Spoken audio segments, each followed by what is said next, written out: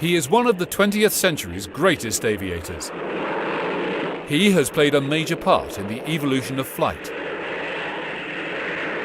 and in the process set records that will never be broken.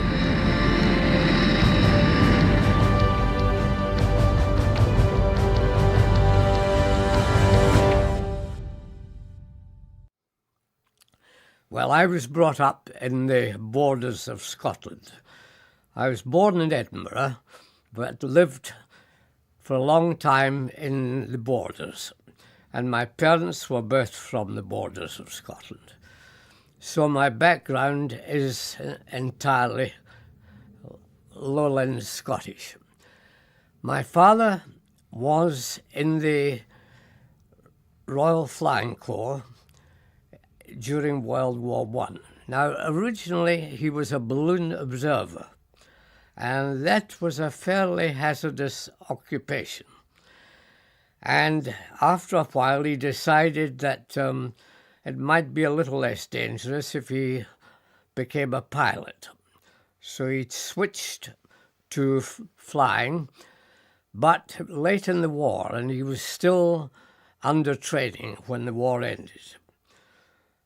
However, he moved over to the RAF and stayed with them for a considerable time, almost up to the beginning of World War II. He came out for a while, but went back again. So I had a flying background, and he always encouraged me in this flying business, and he operated from an airfield fairly close to home at Turnhouse in Edinburgh, where there was an auxiliary Air Force squadron. And they, at that particular time, were flying Gloucester Gamecocks. This was in the early days, and they eventually moved over to Gauntlets. But when I was, I think, about 8 years old, he took me up in a gamecock and sat me on his knee. And of course, at that age, I hadn't the leg length to reach the rudder pedals, so he let me handle the stick a little. We didn't do anything aerobatic or anything like that. It was just fairly straight and level, give me a feel for the stick, etc. And generally encouraging me to take an interest in aviation, much to my mother's horror, I may say, who got involved in the tug-of-war in this business of my interest in aviation. But she died when I was 13.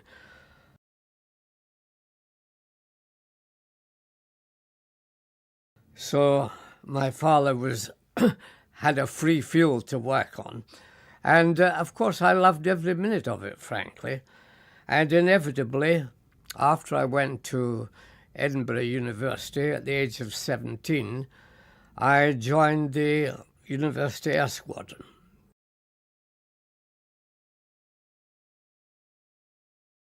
My father was in an organisation which was often set up after World War I of former combatants meeting to exchange their experiences and just generally socialise. And the leader of the group in Germany was the well-known aerobatic pilot Ernst Udet. So we went there, and my father asked if he could bring me. So by this time I was 17, and that was quite acceptable to them. And so we went with the joint purpose of watching the Olympics and enjoying the socialising with the former Luftwaffe. And Udet was a total extrovert, delightful guy to be with, because he didn't speak very good English at this stage. And I spoke just what I would call schoolboy German at that stage. And however, we clicked very well, and he was extremely friendly. I had rather feared as a young boy I might be brushed aside with all these elderly aviators, but on the contrary, they were very welcoming. And indeed, Udet asked me if I'd like to go for a flight with him. And this was unexpected, but he took the time off to drive me down to an airfield called Halle, south of Berlin, and where he had a Booker Jungmann, which was a lovely little two-seat trainer stationed there. And when we arrived, after a drive, which was not exactly chatty, but we reached with our imperfect languages, managing to make ourselves known. And when we got there, he strapped me into the rear seat of this aircraft, and he was particularly careful in doing this. I thought, in fact, he was a bit over-anxious that I was properly strapped in, but I was to find out why later. Anyway, off we went and had a very delightful flight. I wouldn't call it a very simple, straightforward flight because, of course, he was an aerobatic expert. And I realized why I was strapped in so well. And he did a lot of maneuvers that really tested my stomach, rather to their limits. But after about half an hour, we headed back to the airfield. And on the approach, I would say at about probably 100 feet, he turned the aircraft upside down. Now, I thought at this stage he can't really have meant to do this, and I was very concerned that something had happened to him, like a heart attack or something of this type. And we approached the whole way down till I would say about 50 feet, inverted towards the runway, and I thought really this was my demise looming on the horizon. But at about 50 feet, he turned it over, which with its wingspan didn't give it too much clearance on the ground, and as we settled upright, so to speak, he just flopped onto the runway and burst into roars of laughter because he knew he'd frightened the life out of me. And we taxied in, and he helped me out, and he was very charming. He slapped me heartily on the back and gave me the old fighter pilot's greeting, Halsund Beinbruch, which is what the Germans used to say in World War I to a comrade who, after he'd won a combat. So that was my introduction to, if you like, the German side of aviation, which later on was to develop, because Udet, after on the way home, he said to me, you know, you must work on your German and you must try and get into a flying organization. And because I hadn't yet joined the University Air Squadron. So when I got home, I was already doing a languages degree, so I would be working on that anyway. But by joining the University Air Squadron, I fulfilled his other condition.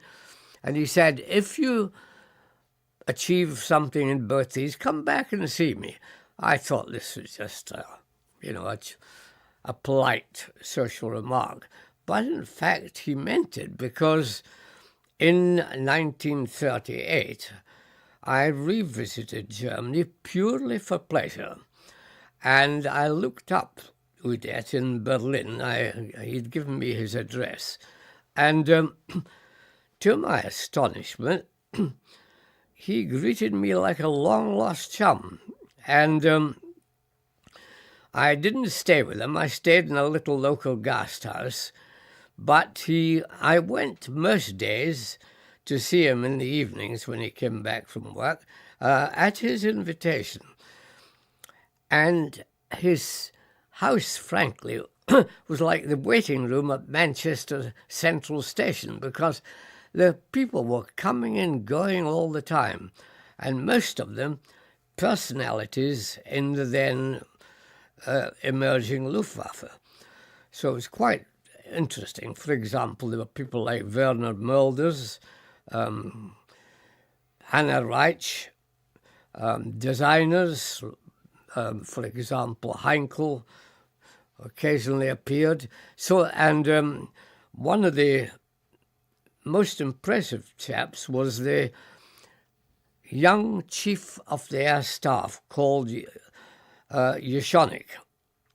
And he was a very good-looking chap and spoke very well and was very interesting. So there was no restriction on the conversation. Either they thought I wouldn't understand it all, although by this time I was beginning to be pretty good in German, and I conversed with them in German, not in English.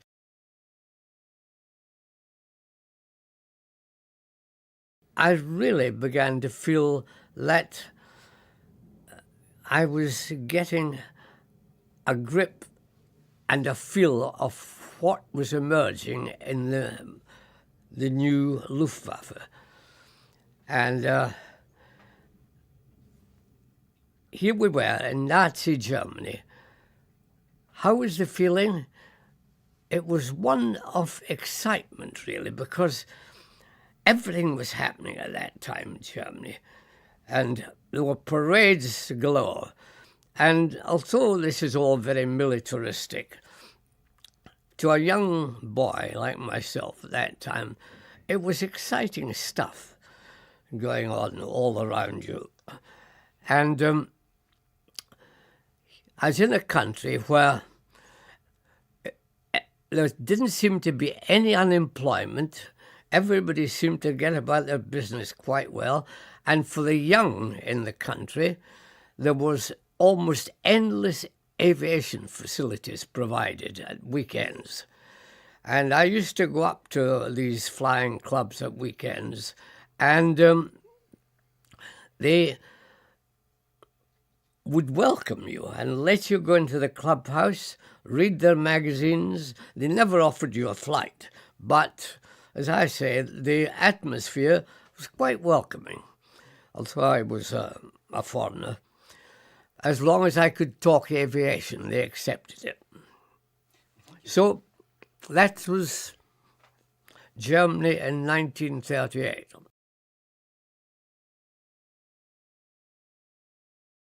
Of course, I had to be trained, and we were training then on what was a fairly new trainer, the Miles Magister. And after that, I gradually graduated onto Gloucester gauntlets.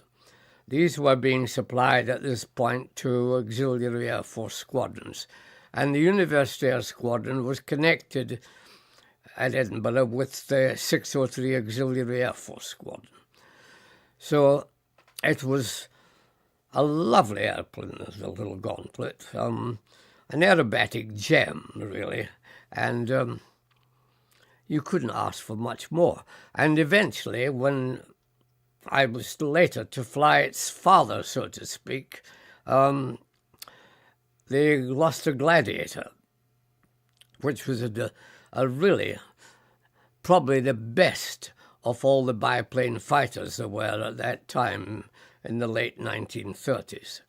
So it was a great experience with offering opportunities too.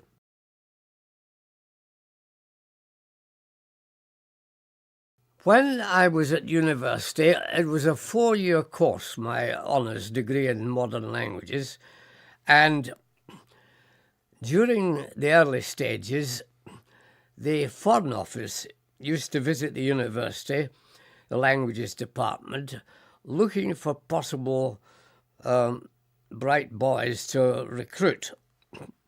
And I was asked if I would be interested in joining the diplomatic corps. And I said I was, and they said, well, what it will involve is in your penultimate year, That'll be the third year of your course. You will have to go abroad, and since German is your primary language, you'll have to spend at least 6 months in Germany. You will be sent to a school on our recommendation, and you will teach English to the pupils and brush up your German while you're there. So in the summer of 1939, I went to the boarding school called Salem on the Lake Constance. Now that used to be the center with the great educationalist Kurt Hahn there. But he had to leave in about 1938 because the Nazis were bringing pressure on him. He was a Jew, and obviously he saw the light and moved out. But when I was there, it was run by Prince George of Hanover, and it was really a delightful establishment. And, of course, Kurt Hahn, as you know, formed Gordonston in Scotland. So you can compare Salem, in a way, with Gordonston as it is, or as it was in its early days.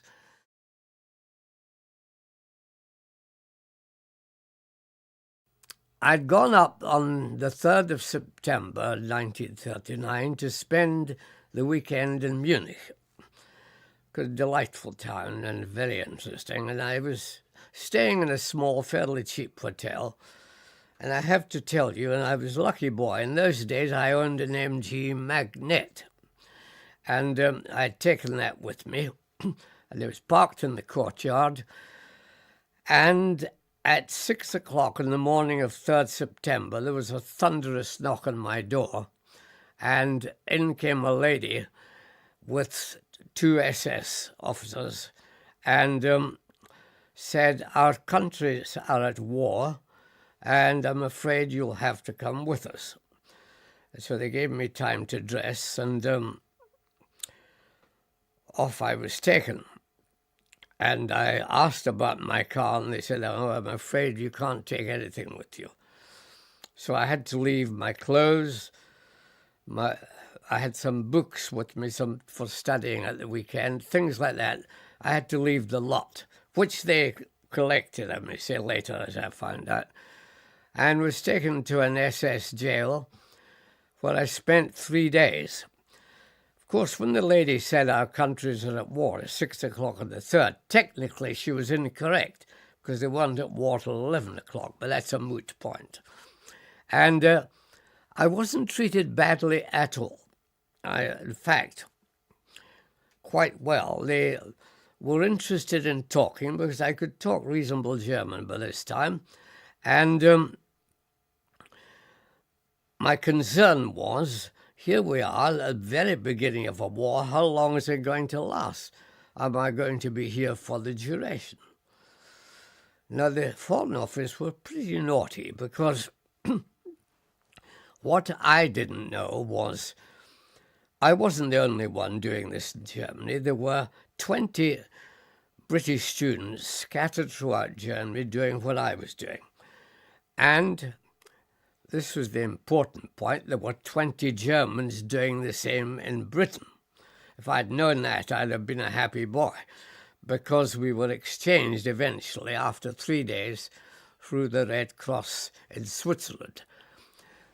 And what was interesting was, on the 3rd day, this young SS lieutenant said to me, "You're being taken to the Swiss frontier for an exchange through the Red Cross," which I was delighted.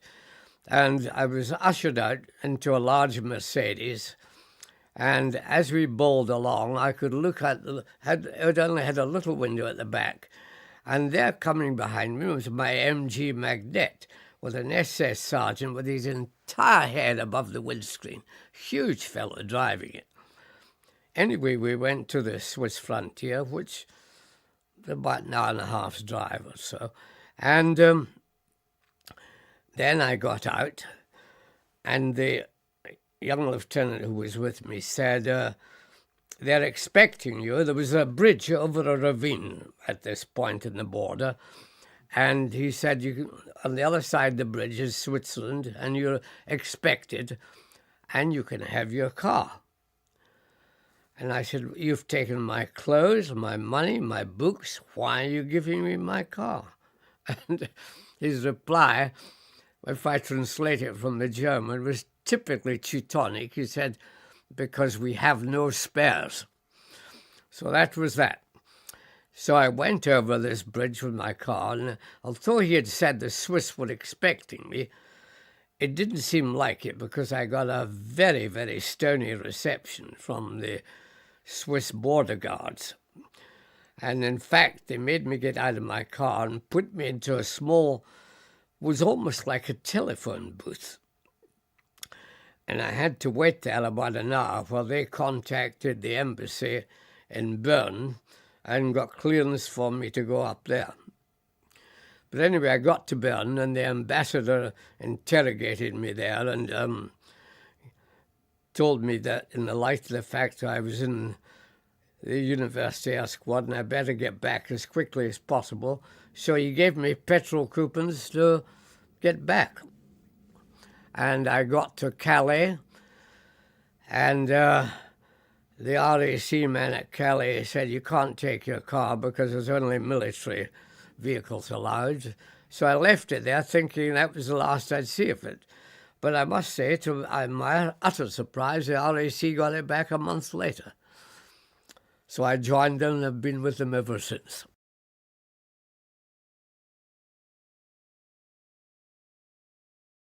Of course, I had to report to the RAF, and this was the period of what's called the Phony War, where there wasn't much activity going on operationally. And I, being young and keen, found this inactivity very boring, frankly. And about the middle of September, the Royal Navy had an aircraft carrier, the Courageous, sunk in the southern Irish Sea. And they lost most of the pilots in that sinking. And a notice went up on the RAF notice board saying that the Fleet Air Arm was short of pilots, and if anybody would like to move over, would they put their names down and the Royal Navy would be advised.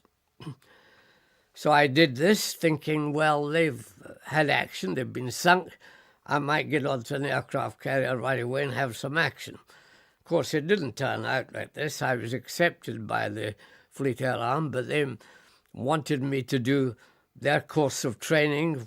The Navy did it differently from the RAF, but after it was over a year before I actually got a posting to a squadron that was going to go on an aircraft carrier. But by this time, at first, when I joined the Fleet Air Arm, they didn't have much in the way of exciting aircraft, certainly not on the fighter side.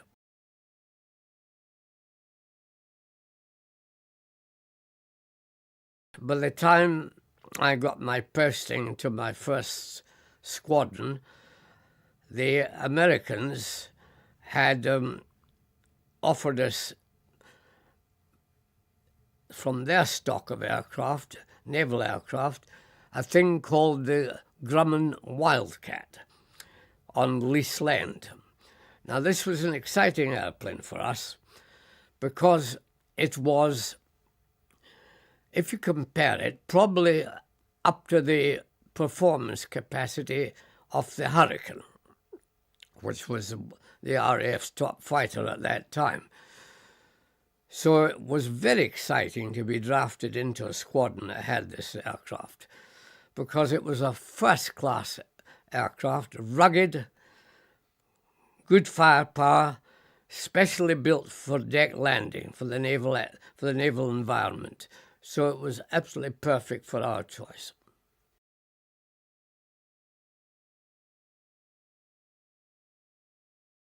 I was in the squadron with flying a Wildcat, and they had a safety harness which only had a lap strap across your abdomen.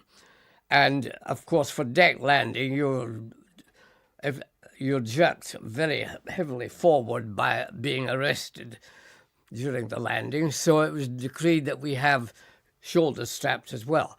The object of this flight was to take the Wildcat down to Croydon for modification to have these in. Now, I had arrived just as far south as Lincoln when I ran into atrocious weather and crept my way, thankfully, into RAF Cranwell. And when I got out of my aircraft, I knew it was the mother station of the RAF. I expected there to be RAF people everywhere. To my utter surprise, there were just hordes of civilians around. Few RAF uniforms, but mainly civilians, in large numbers. So I wondered what was going on. But they all played like Guy Hawkes conspirators, and nobody would tell me really what was happening on the station. And there was obviously something afoot. Anyway, next day, I was roomed, incidentally, with a flight lieutenant in the RAF, who it turned out in later life was to be the very involved in what was happening, and I'll explain in a minute. But next day, when I got up, I walked down to the airfield, to air traffic control, and the weather was still pretty bad, probably a cloud base of about 300 to 500 feet. And they asked me if I'd do an weather test rather, just to get up and see what the cloud base was. So I did this for them. And I noticed a lot of activity from the air. I could see this activity at one hangar. And but the hangar doors were closed and I couldn't see anything inside. So in the course of the day, I did 3 weather tests for them. And finally, around about 7 o'clock in the evening, it was beginning to lift. And there was furious activity at this hangar. And they eventually rolled out an aircraft, the like of which I'd never seen before, because it had no propeller on it at all. It was a quite tiny little aircraft, and it had an engine, when they started it up, made a rather piercing whistle. And, of course, this was Britain's first jet aircraft, the Gloucester E-28-39. And the pilot taxied out the runway. It was a tricycle, too. That was another unique factor for us. And I watched this thing take off. It did a fairly short flight. I would say probably, it struck me of being the order of 20 minutes, probably, before it landed very smoothly.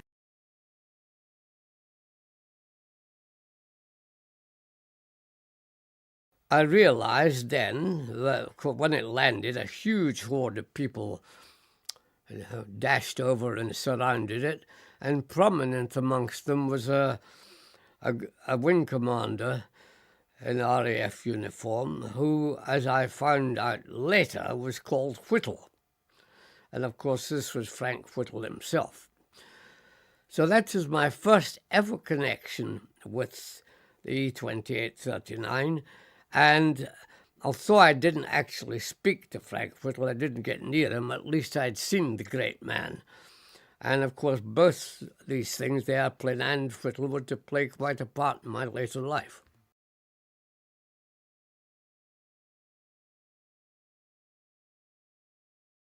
We were, as a squadron, posted to the very first and the tiniest operational escort carrier.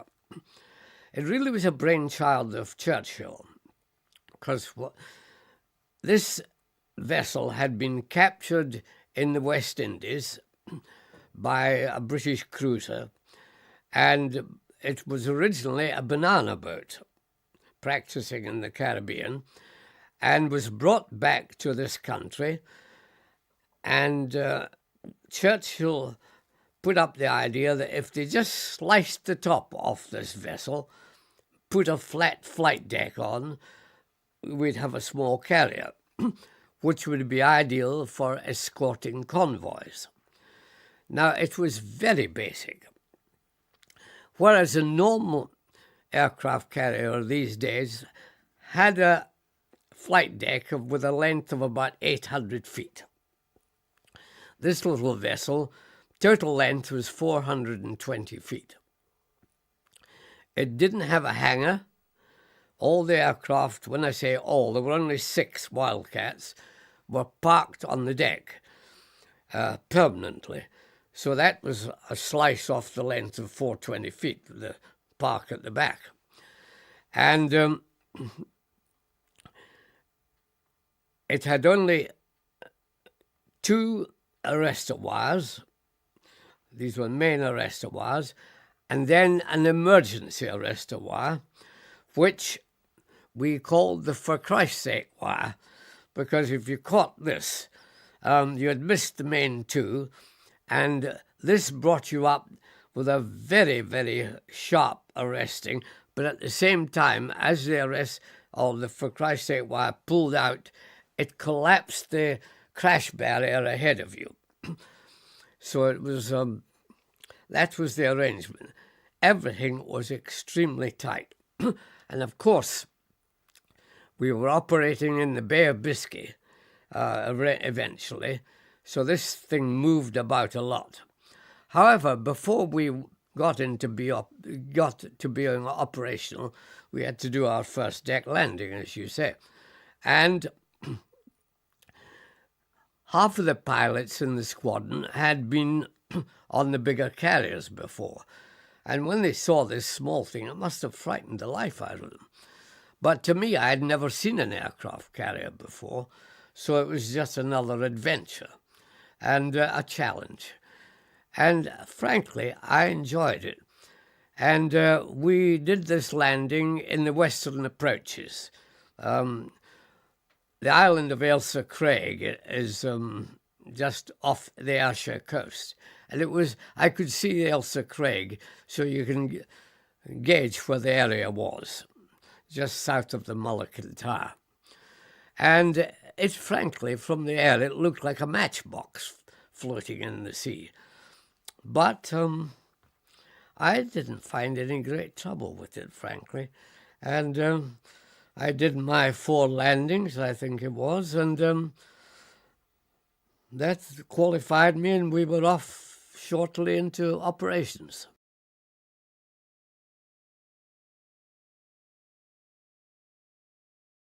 We knew we were going to have a rough time because, as I said, the Bay of Biscay is noted for its bad weather and heavy seas.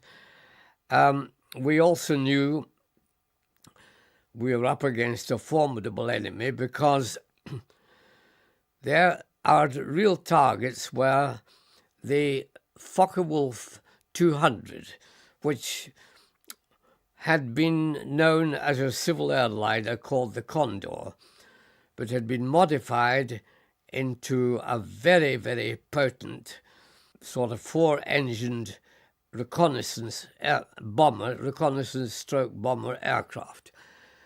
Heavily armed, very heavily armed, and had a very long endurance and a long range. And it was a great threat to the convoys because what it was doing was finding the convoys, giving their position to the U-boat wolfpacks which were around, and they closed on the convoys and attacked, mainly at night, of course. So we didn't have long to wait because on our very first voyage, we came across the first of these couriers. This was the military Condor, was called the Courier, and two of our aircraft went up to attack. The Courier, unfortunately, had already done some damage. It had bombed the convoy and caused a few casualties. These were transported onto a hospital ship we had with us, and in spite of it flying the Red Cross, the Condor bombed it, and I'm afraid caused a lot of casualties of the people who were already wounded from the previous bombings. Anyway, it set the hospital ship on fire, and at that stage it was caught up by the first two Wildcats. And the pair were our commanding officer and his wingman. And the CO set the inner engine of the Condor on fire, or the Courier on fire, and obviously would probably have given it the coup de grace, but he went in to have a closer look at what damage he had done, and they opened fire on them, and they heavily armed. They were a 20mm cannon, and when he realized he was being fired on, he turned away rapidly, but a cannon shell went clean through the underbody of the aircraft and killed him. So we lost our CO within minutes of the first combat. Yes, it is electrifying, and you feel a little helpless because you know that your bullets, even though the Wildcat had .5 bullets, you know very well they're not going to penetrate the hull of a submarine. But at least you can fire at the conning tower and force them to dive. And that was all we could do. But interestingly enough, the one major attack that was made on a submarine, the first major attack, I should say, was made in a submarine, was by our CO's wingman. And he dived down on it because there were people on the conning tower, and he fired on it with these .5s, but they had manned their 20mm on the casing of the thing and actually shot him down.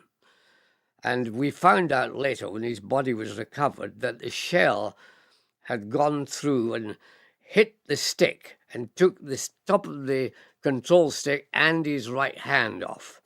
So, of course, he had no control at all and went straight in and was killed. So we respected this. We realized that you could not afford to take it easy and think that it was a one-sided battle with these people. And I later on found two U-boats on the surface with a plank between them, well out from the convoy, of course, and obviously one of them was in serious trouble of some sort. And because they were moving across this plank and helping one another. And when I caught them, they were still engaged in this, and I killed quite a few of them walking or in this area of trying to rush into the conning tower across the plank to get out of danger. But they immediately dived and left the plank and whatnot, and we believe one of them had been badly damaged because it was eventually lost without ever being attacked. Dönitz in his diary just reported that it vanished. So obviously it had been badly damaged and probably was lost diving without proper repair. But it goes to show that there were plenty of U-boats around this convoy, and up to that point, in fact, it was the most heavily attacked convoy of World War II, up to that point. of course, it's a thrill because it's a dark, menacing shape. It really looks evil. And you think to yourself, well, it may not be a pleasant life down there, but they seem to be in an advantage situation at the moment, because we were a slow convoy. We were a convoy doing probably a maximum of about 10 knots.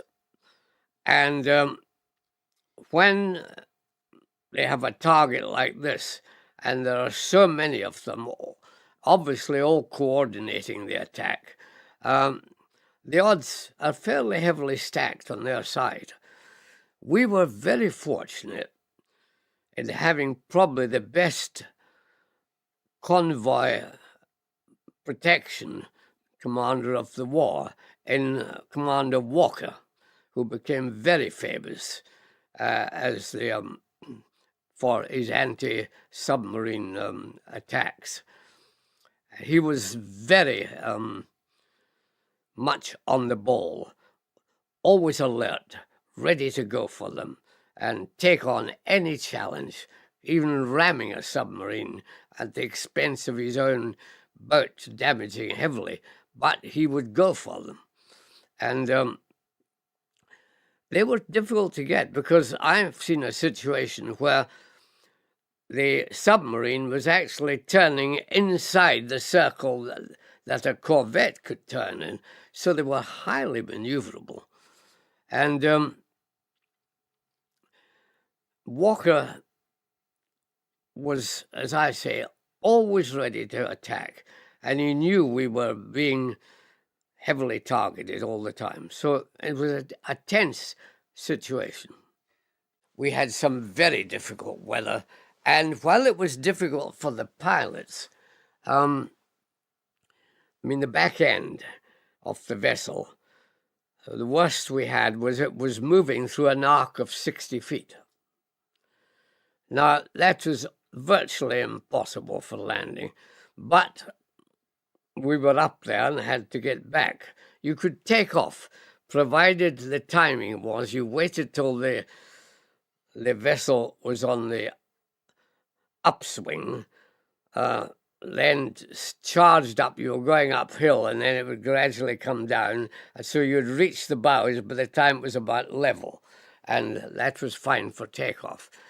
But deck landing was a very difficult business to judge. And we had a case of one of our pilots actually being hit by the stern as it came up and literally tossed into the air. The aircraft went straight over the side and into the sea, which was boiling at that time. But the corvettes rushed in and picked up the pilots, so all was well. But these were the hazards we had: high seas and a pitching deck. Now, bad enough for the pilots, but think of the poor ground crew. We had no hangar. These 6 aircraft were parked at the stern, tied down by cables at night, and were being serviced. The only time that they were available for servicing was in the dark at night. These troops were going around with a back end moving up and down, water pouring over them, slippery conditions, with a small torch with a piece of blue paper over the front to look into the engine, etc. I think they were pushed to the limit, but they did all this without any moans or groans. Were quite remarkable. So this resulted in a tremendous rapport, inevitably, between the ground crew and the pilots. We knew as pilots that our life depended on these guys giving us a machine that wouldn't let us down in a very hostile environment. As I say, it was a matter of personal judgment doing a landing in these heavily pitching decks. You obviously would try to land on just as it got virtually to level, and then it would go down So you were running uphill, that would be fine. But to judge to that degree was extremely difficult. I was hit in the air by a 20mm cannon shell, which came from an aircraft. I would call it a random shot because the aircraft was a 4-engine. It was higher than us, probably a Condor, but it was just, we had just sighted it, were heading up towards it, was going into cloud, when this shell smashed through my windscreen. Now, we had armor-plated windscreens, but a 20mm cannon shell really damaged it very badly. And we didn't wear, since we were at low altitude, we didn't wear oxygen masks. So my face was exposed, and a large piece of the glass from the screen came into my mouth. I maybe opened my mouth in amazement, or what should you say, not amazement, but a reaction to being hit. And I think this concussed me, because I've no recollection of what happened after that for quite a while. But apparently my wing leader, I was the number 2, came alongside me, realized I'd been hit, and was afraid that I would become unconscious, and that would have been that. So he kept talking to me all the time, trying to keep me going. He said I wasn't responding, but when he means responding, I wasn't talking to him. But he said I appeared to be doing what he told me to do with the aircraft. In other words, fly straight now, or turn right now, or turn left. And he talked me down onto fortunately, it wasn't a day where the aircraft carrier was pitching, talked me down onto the deck. And I've no recollection of landing on at all. But I caught the for Christ's sake wire, and I didn't do my face any good on the gun sight, because although we had shoulder straps on, I had foolishly just used my lap strap. And so I caused my own grief there. So what the windscreen had done to me, plus what the gun sight did to me, was they needed a little bit of repair work. So I was out for the rest of that particular trip. But that was the very first convoy. So I was okay for the second one. Having had a hard lesson, the whole squadron, from the loss of our squadron commander, I then studied this aircraft very carefully to see where its armament was and how it could bring it to bear against an attacking aircraft. And I realized that there was no blind spot except from the front. They had a cannon in a turret on the top of a dorsal turret on the top, and I realized that it was limited to the amount it could come down before it was in danger of hitting its own fuselage. So I knew how much it could be depressed. And then from the bottom cannon they had in a gondola underneath. The same reason I realized there was a limitation on how much it could be elevated. So with these two limited for depression and elevation, there was a blind spot dead ahead.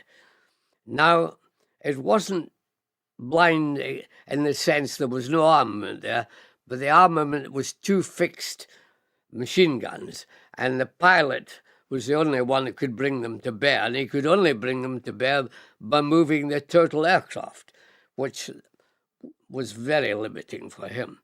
So this was, if you like, not totally blind, but it certainly was the most vulnerable form of attack. So when I eventually managed to get this aircraft into a situation when he was nipping in and out of cloud, it was rather difficult to keep up with him. eventually I made an absolutely flat attack, not a diving attack, had to be absolutely flat. And I did that, and when I opened fire, I could see the pilot's windscreen shattering. And obviously, if that shattered, I must have killed both of the first and the second pilot, because as soon as I did that, it began to fall down. And went in a very flat attitude. It was, I think, beginning of a spin, actually, in a very flat attitude into the sea, to such a degree that two of the crew managed to crawl out of it, probably very badly hurt, but they were still appeared to be still alive. But of course, they were left there. There was nobody to save them, so they probably drowned there, I would think. So that was my first attack. And I had a similar one the second time, but in the second case, they were all lost. I think there was 7 crew in the aircraft. But having worked out this head-on attack, as we called it, the other guys quizzed me on this, of course, and they all adopted the same thing. So as a result, after the CO's aircraft, the one in which he was killed, the one he brought down, we brought down 4 more using the head-on attack.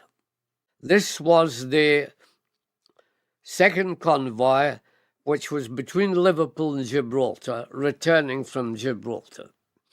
And we were put under immense attack 2 nights, one night after leaving Gibraltar. And we had, interestingly enough, we had some survivors from the sinking of the Ark Royal on board. So they were into their second lot on this.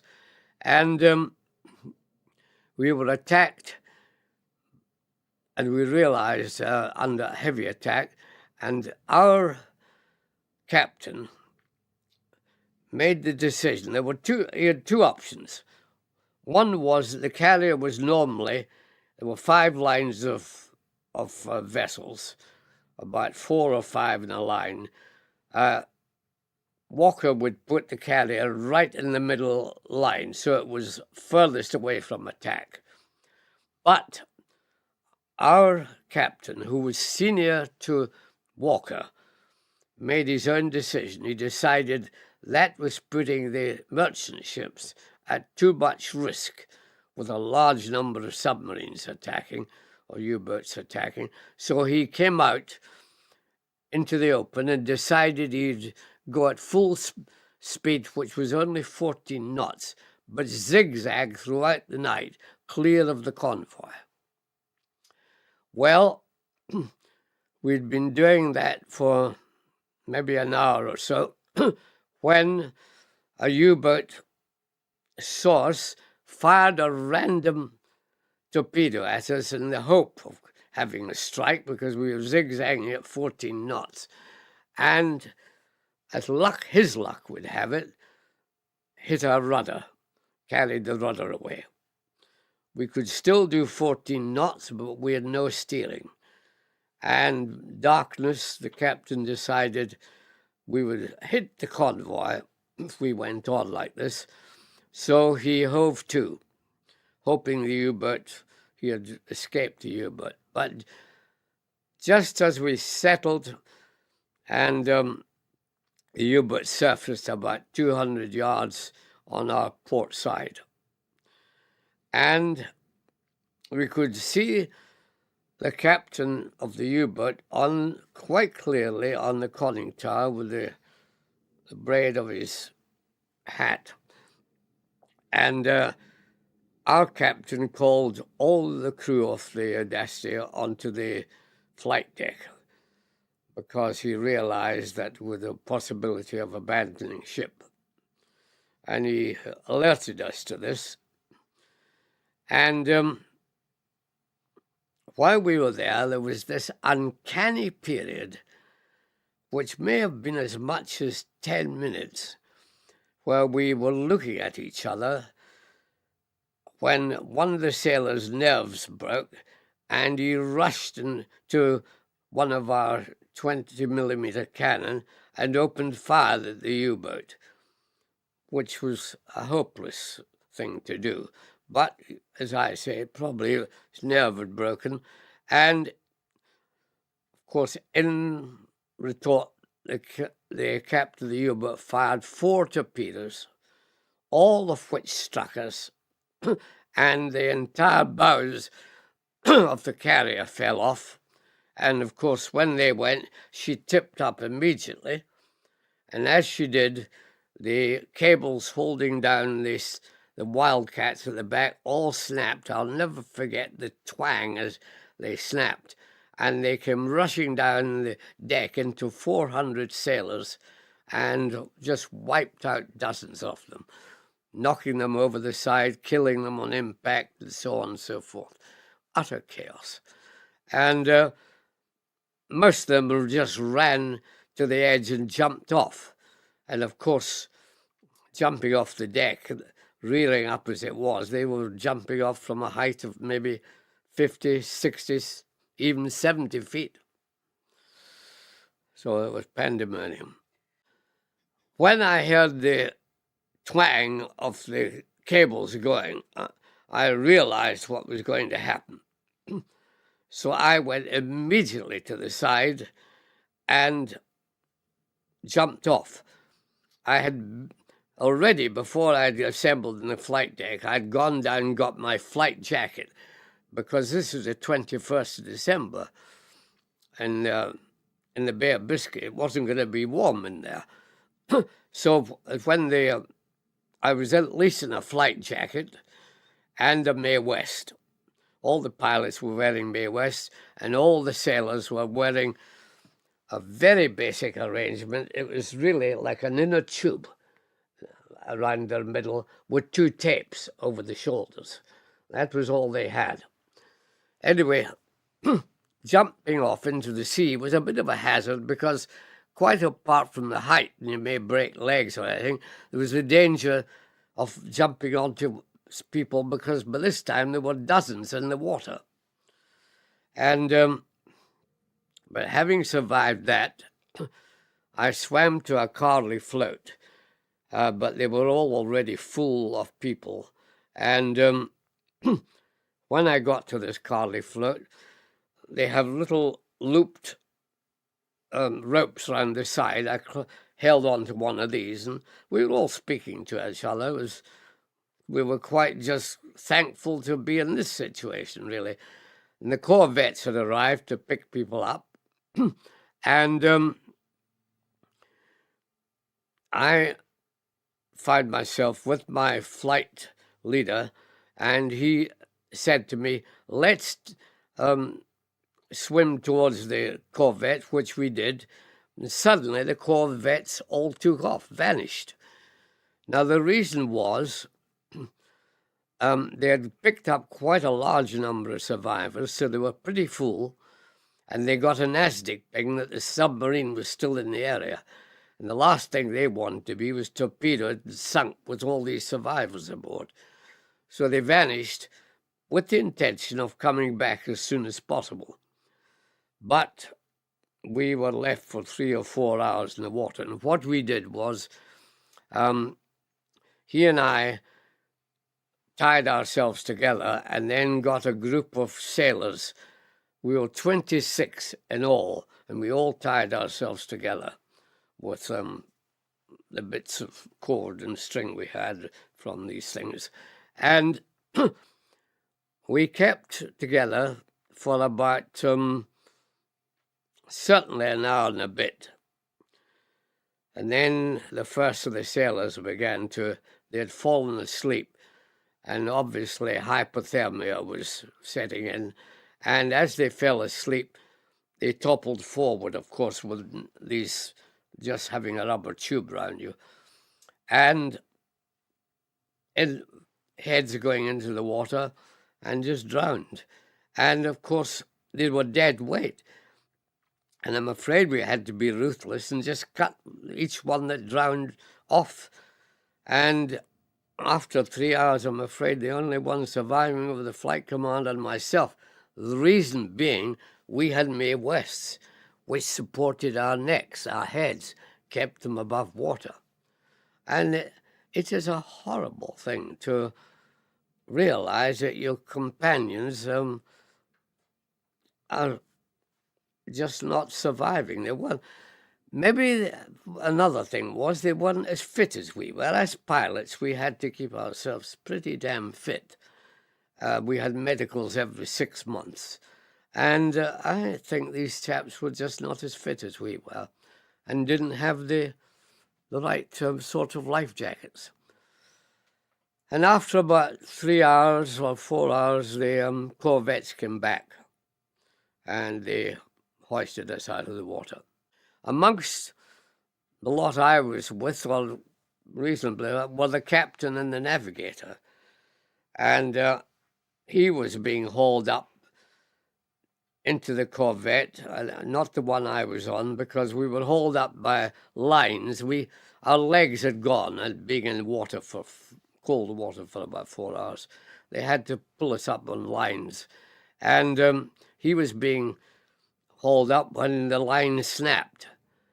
And he went forward, and I think he struck the hull of the corvette and knocked him unconscious because he just went in the water and vanished. So it was very bad luck. So we lost about a third of the ship's company, roughly. The squadron, obviously, we had about 2 weeks' leave, survivor's leave, and then we were all recalled to reform the squadron with Hurricanes at Yeovilton in Somerset. And having reformed and retrained, we were told we were going to another escort carrier, but one which had been built by the Americans in the Kaiser's shipyards. It was called HMS Avenger. Now, they came out in alphabetical order, so it was probably the first American carrier to come over, these escort carriers.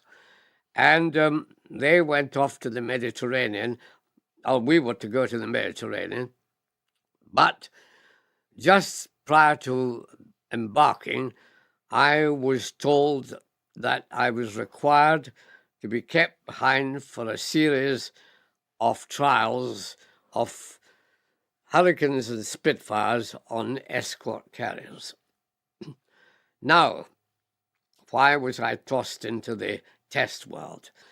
I didn't discover till later on that the captain of the Audacity had written in my confidential report on the first trip to, well, maybe after 1.5 trips, but he had left the details at Gibraltar, and they had gone to Admiralty eventually. These were the confidential reports on the pilots. And he had said in mine that I had a facility for deck landing, and they should try and make use of this. So that's why I did realize at the time, that's why I was hauled out to go on this test job to see if a Hurricane could be landed on an escort carrier, and then a Seafire. Seafire and Hurricane had already been landed on big carriers, but these were half-size carriers. So both trials were successful. So from then on, I was allotted to this test unit called the Service Trials Unit for the Navy. And I stayed with them for over a year, and then was moved to the Test Evaluation Squadron at Boscombe Down. And I had just settled in there, had been about a month at Boscombe Down, when the naval test pilot at Farnborough was killed deck landing a Seafire on wasn't a small carrier, it was a medium carrier. We had the small, the medium, and the large, and he was killed on that. So I got what is called in the Navy a pierhead jump from Boscombe Down to Farnborough. Obviously, things like the landings in Italy were coming up in the course of the war, and the Canadians were to be involved in this. And we were going to have escort carriers, of course, in this battle. And it was felt that the RAF may find themselves in a position where they were attacking land targets and were not able to come back to airfields because our army hadn't yet been able to overrun these airfields. So their only home to come back to was the aircraft carriers. Therefore, they should have some idea of how to get onto these aircraft carriers. So I was sent to Kenley, to the Seafire wing, to the Spitfire wing there, to teach the Canadians or give them some idea how to land on a carrier, the technique involved. They were not very receptive. They were heavily involved in their own kind of wars with Spitfires, and which was mainly ground attack work, but also in combat with 109s and 190s. And Canadians being what they are, the only way I could get them to agree to do some deck landing training was they said, we'll do one for every sortie you do with us. So this was the deal. And so I did a few what they called rhubarbs and things like this over in France. But it was an insight into the sort of life they were leading, and which was quite hectic and quite dangerous. And there were shoals of 109s and 190s around, so one had to keep one's wits about one to survive. So I had a very short spell with them, probably just under a month, I think.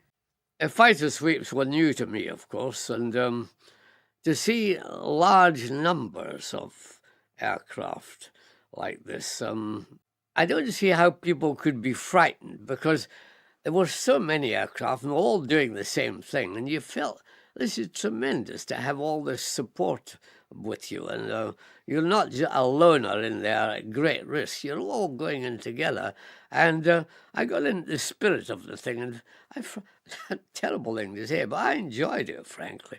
And you're not supposed to enjoy wars, but there you are.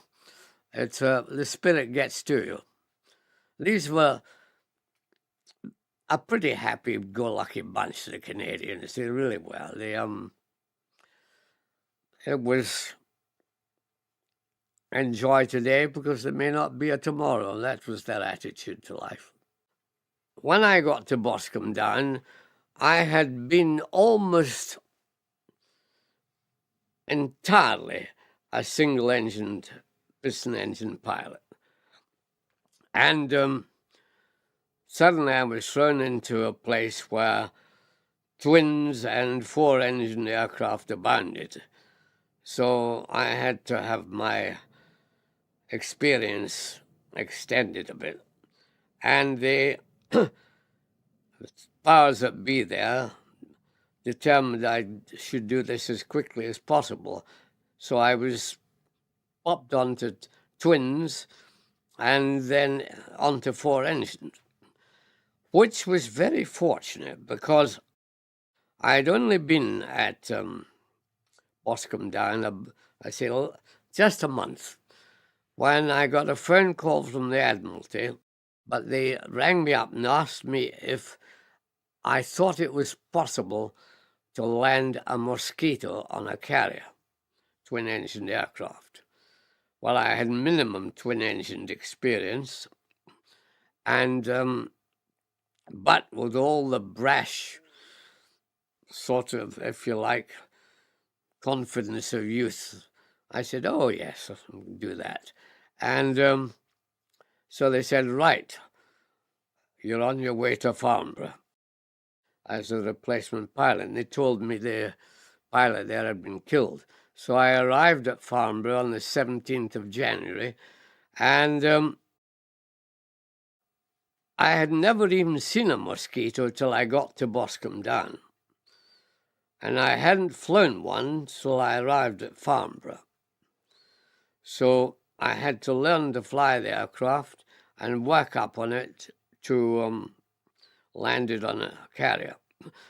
Now, I didn't realize what I was up against, but here I had experienced boffins at Farnborough, and they called it Mission Impossible, because you land an aircraft on a carrier. Your approach speed is about 1.1 times or 1.15 at the maximum times the stalling speed. The stalling speed of the Mosquito, with everything down, was 110 miles an hour. And the boffins at Farnborough, who were in the Naval Aircraft Department, said that the maximum speed that the arrestor wires would accept a Mosquito on a carrier was 86 miles an hour. The stalling speed is 110, so I should have been landing on at 115 or so, and they wanted me to land on 86, which is below the stalling speed. So we had to work that one out. Now, the only way of doing that is to, normally you land on with a little engine power as you come onto the carrier, but with this, I'd have to use almost half engine power and hang on the propellers and until I was about maybe 3 feet off the deck, then cut the engines when the aircraft would just fall out of the sky. So it was quite a hazardous thing. We were going to start with the aircraft as light as they could get it, which was 16,000 pounds, but eventually we were going to work up till it was with max bomb load at 22,000 pounds. And yet the trials went very successfully, and all was well. Now, the reason for this was the Navy did not intend to operate Mosquitoes off carriers. It was for a special operation, a sort of naval dam busters raid. In the dam busters raid, Barnes Wallace had invented the spitting bomb. Now, as it was used in the dam busters raid, that spitting bomb looked like an oil drum. But to get it into a Mosquito, that shape was unacceptable. It didn't work it wasn't compatible with the bomb bay. So we had a totally spherical bouncing bomb. And the idea was these Mosquitoes were going to be taken out on 2 carriers to Japan, and a raid was to be made against warships, mainly battleships, in harbour on the Japanese mainland. And the pilots wouldn't have the range to get there without being taken out in carriers. They would fly off the carriers, and then they would be asked to land back on. They had never done a Mosquito landing. They had only landed in training with Barracudas, which is the easiest of the deck landing aircraft we had. So they had only a vague, really, conception of what they were called to do. But this way we thought at least we'll save most of them. The Mosquito pilots trained for this operation, which was called Operation Highball. And the 2 carriers had taken them out to Australia. They had done their training, and they were ready. With projected date for the attack was to be in a fortnight's time. But before it happened, the atom bomb was dropped on Hiroshima and then later on Nagasaki, and that was it. All the atomic attacks happened before the highball attack, so it was cancelled. In many ways, I think for the pilots, fortunate, because I don't know how many would have had rather serious trouble trying to get back on the carriers. Of course, the Navy were alerted to the fact that twin-engined aircraft could be operated on a carrier, and they offered so much more potential, better weight carriers and load carriers, and they could offer a very high performance. So they began to take an interest in it. But there was one problem. If you lost an engine on a twin-engine aircraft, it was virtually impossible to get it back on an aircraft carrier, because at the speeds at which we've talked about, 1.1 times the stalling speed, you cannot control an airplane at that lower speed with one engine out. The torque of the live engine overcomes it. We tried many ways of overcoming this single-engine thing, but there was no real answer to it at that stage. However, one of the experiments was to have handed props. In other words, unlike the Mosquito, which had two props going in the same direction, it was difficult to you had heavy torque on takeoff and heavy torque when you were with one engine. We devised to have handed props, in other words, each engine having them going in the opposite direction, which eliminated takeoff swing, but still didn't eliminate the landing problem. In fact, that was never eliminated until the format for the Gannet was invented. Nevertheless, the Hornet, which was really a single-engined, single-seat Mosquito, much smaller aircraft, much greater engine power, and delightfully light to fly. Well, I did the landings, and it's a strange coincidence. The landings were made on the day the atom bomb was dropped and the war came to an end, the one at Nagasaki. But, so it never came into the war, but we were provided with a delightful airplane, and I class the Hornet, the Havilland Hornet, as the finest piston-engined aircraft I have ever flown. And that was brought into the Navy in 1946.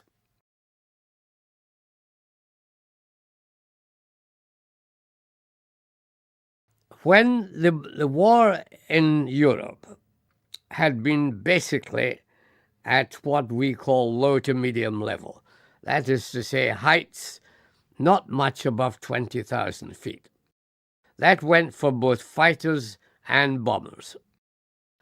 But this all changed in 1943 with the arrival of the 8th United States Army Air Force with the Flying Fortresses, because they operated at 30,000 or 30 plus feet.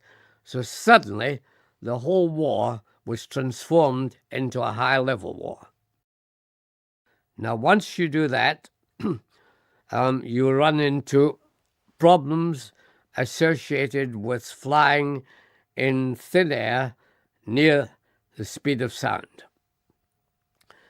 Because at low level, the air is thicker, the speed of sound is higher, so you're unlikely to reach it. You will not reach it at low levels. But once you get into thin air, the speed of sound becomes less, and you can get into trouble at in the transonic speed region by a thing called compressibility. In effect, what it amounts to is any aircraft sends a pressure wave ahead of it, which opens the air for it to pass through. Now, if it's not going terribly fast, there is time for the air to open and it to pass through. Once you get up to high altitude, where the speed of sound is less, these pressure waves do not have the time to open up the passage of air for you, and the one pressure wave tends to build up after another, and they compress against each other and form the phenomenon of compressibility, which in effect is building up a barrier of air ahead of you. And if you strike this barrier of air, it is literally like running into a brick wall. And you get huge amount of vibration, and you get, the worst thing is, a vast amount change of trim. The aircraft suddenly goes nose down, and there is nothing, you mustn't touch the trimmer. If you start that, you'll probably break the trim off the trim tab off the elevator. All you can do is haul, and you may have a haul of as much as 100 pounds, which the pilot, if he can't haul it, he's doomed. He's going to go straight into the ground. Anyway, the USAF had their bombers up there. At first, they thought they could operate without fighter protection. They thought they had enough firepower. They soon got disillusioned about that and realized they weren't going to cope unless they had fighter escort. Now, at that time, they only had as fighter escort either the P-38 Lightning or the P-47 Thunderbolt, both American aircraft, of course. And General Doolittle came to command this bomber force near the end of 1943. And he realized that the losses were still heavy. And when he interrogated the crews on the Flying Fortress, particularly the tail gunner and the ball turret gunner, told them that they saw the German aircraft climbing up to attack, and their fighter escort, which would be high cover, they were diving down to intercept the German aircraft, but not in doing anything, not intercepting, just going straight past them and making a hole in the ground eventually. And what was going on? And of course, the answer was they were getting into compressibility trouble, losing this trim change, couldn't hold the trim change, and vanishing, just nose down, all the way down. So General Doolittle came to us and said, could we look into what was happening? We found that the German aircraft could fight up to a Mach number. Now, Mach 1 is the speed of sound, up to a Mach number of 0.75, 3/4 of the speed of sound. They could actually maneuver at that speed. These Lightning and the Thunderbolt couldn't maneuver much above 0.7. In other words, they were fighting an enemy that could go at 0.75, and they could only cope with about 0.68 or 0.7. So they were out of the game as far as combat was concerned at high altitude. But by the grace of God, at this point, there appeared on the horizon the Mustang, which was an American fighter that had been useless at high altitude until they replaced the Allison engine with the British Merlin engine. And the Merlin, of course, is a high-altitude engine. Transformed it completely. and it could fly, actually fly at 0.78. So here we had the answer.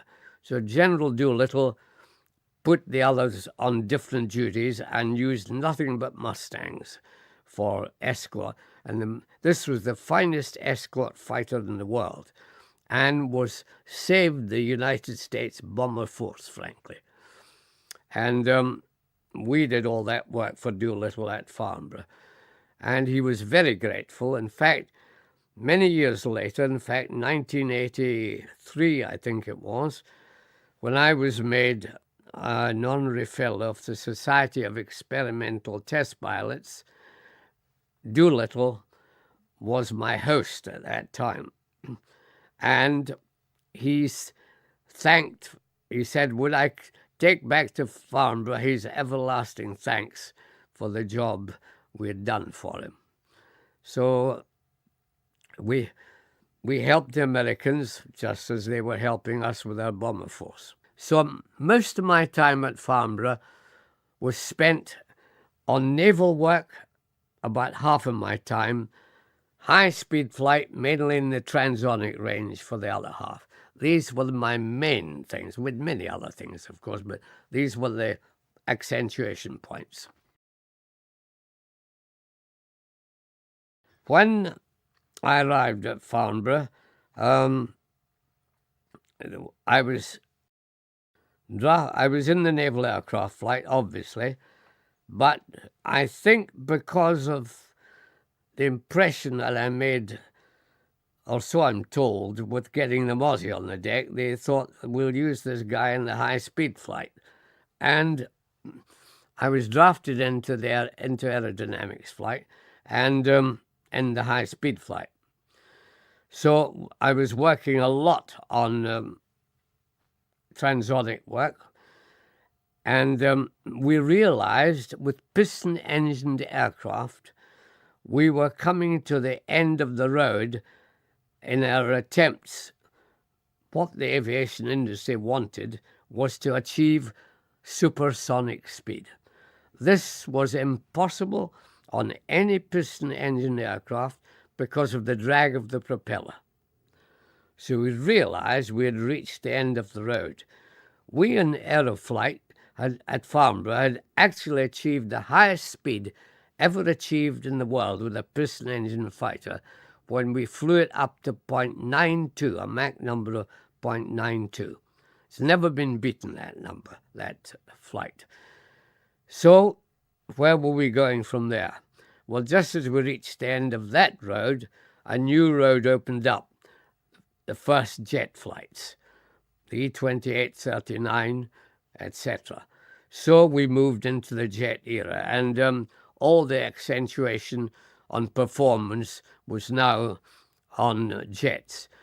And we were spurred on by the realization that the Germans were ahead of us. Although Frank Whittle had invented the jet engine, the Germans, he had not been able to renew the patent on it, which he got the patent in 1930, and in 1935, when it came up for renewal, he couldn't afford the fee.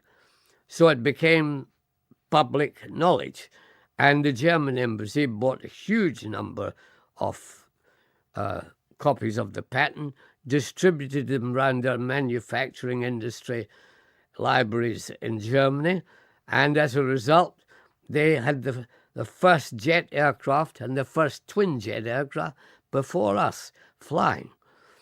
And of course, operationally, in mid-1944, they had two jets flying and a third on its way. In other words, the Messerschmitt 262 and the Arado 234, and with on its way the Heinkel 162. So it was a rude shock to us, this, and we realized we had got to do something to catch up. So there was huge accent on supersonic research. The one thing we lacked in this, and the reason we were lagging behind, was we did not have in the whole of the Allied aviation world, we did not have a single supersonic wind tunnel, and the Germans had quite a number of them. This is where we were badly lacking. All this was discovered after the capitulation of Germany, when we entered into Germany and found an Aladdin's cave of technology awaiting us. I mean, we were shocked to find how far advanced they were compared to ourselves. In the piston engine field, we were the top of the league. We were ahead of the world in research, in supersonic research. But when it came into the jet side, we had dropped behind because the Germans, having got the access to Whittle's work, then pressed on because the Nazis poured money into it, gave them all the money and all the facilities they required. Frank Whittle, well, I talked a lot about all this because one of the things we realized once we got the intelligence that the Germans were in the game, at first their original jets were working on the same principle as Frank's jet, and that is of centrifugal flow. And I said to Frank, look, the Germans started off with these, but we know now that in their more advanced aircraft, they've gone axial flow. I said, now you've known all about axial flow, Frank. Why didn't you go axial flow? And he said, because when I wanted to get my first jet aircraft to the RAF, I wanted them to be simple and reliable. And he said, that you cannot have at this stage with the axial flow.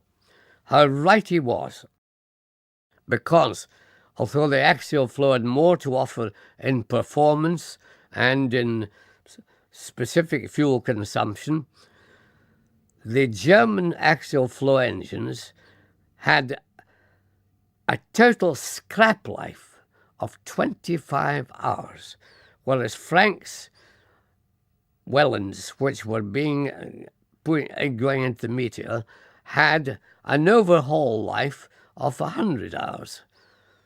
So we were, from that point of view, he had achieved his objective, but at the expense of performance. And as you know, we eventually had to step up. When we got the reliability into the engines, which he wanted, we then changed over to axial and remained with axial.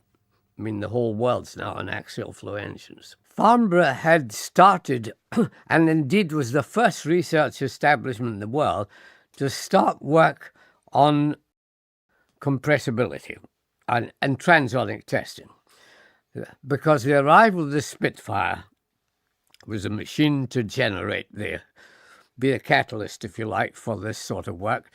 And it started using the Spitfire 5 back in 1941. It had to halt a bit because the Spitfire didn't have the altitude to get, because this sort of work has to be done at high altitude. And eventually, with the increasing performance of the Spitfire, this went on until in 1943, Farnborough realized that perhaps they had the key to supersonic flight. So they issued a specification in 1943 for a supersonic research aircraft. And they chose Miles aircraft to design, with the help of Farnborough, the actual aircraft. Now, this might seem a surprising choice because Miles, pretty small aviation manufacturer, but there were two things in their favour. One, they had showed great innovation in design. And secondly, at that stage in the war, there wasn't any other manufacturer who could take it on. They were all so busy with full production for wartime. So it was stuck with Miles, and one has to say they made a very good job of it. Fundamentally, it had three basic characteristics, which the first one was it had a special engine to be built by Frank Whittle, which was a turbofan with reheat and also an athergate element in it. And this was such that if we could get up to speed and the athergate took over, we believed we could reach 1,000 miles an hour. And the aircraft had also a biconvex wing, which was known as the Gillette wing, because it was literally in the form of a razor blade and was so sharp, both at the leading edge and the trailing edge, we actually had casualties amongst the ground crew cutting themselves on the wings. And thirdly, it had a flying tail. Now, a flying tail is normally you have a tailplane and an elevator, but with the flying tail, you have the tailplane and the elevator are one solid piece, and the whole lot move. And you get so much better a moment from this that you can cope with the huge changes of trim in the transonic region. So it had everything. I was chosen to be the pilot on it for the simple reason that the fuselage at the pilot position was only 4 feet in diameter. And you couldn't get a pilot in there of more than 5 feet 8. So the fact that there was that aspect, the fact that I was in high-speed flight at Farnborough, and the then director decided that I would probably be the boy to do this. So I was with the M52 all from then on. That is, from then on, I'm saying from mid-1944. And when the time I joined it, that Miles had got quite a long way along the way. I would say they were in the 50% maybe of their preparation. They'd flown the wing, or rather fitted the wing to a small Falcon aircraft. It also then fitted the flying tail to the thing. So I was given the chance to fly both of these. And they hadn't a test pilot at Miles who was my size, but more importantly, they hadn't got a test pilot who had ever flown a jet aircraft or ever been in the transonic region of flight. Their pilots were ruled out on that basis. Now, we went on at a fair pace with this until we reached the end of 1945. And at that stage, in December 1945, when the aircraft was 92% ready for first flight, there arose a great problem that Frank Whittle, who was then running Power Jets, fell out with the establishment over the question of whether he or Rolls-Royce should produce production jet engines. It was ruled that Rolls-Royce should do it and Frank should stay on development work. He was so unhappy with this that he resigned from Power Jets along with 16 of his top engineers. So there was a full confrontation with the establishment.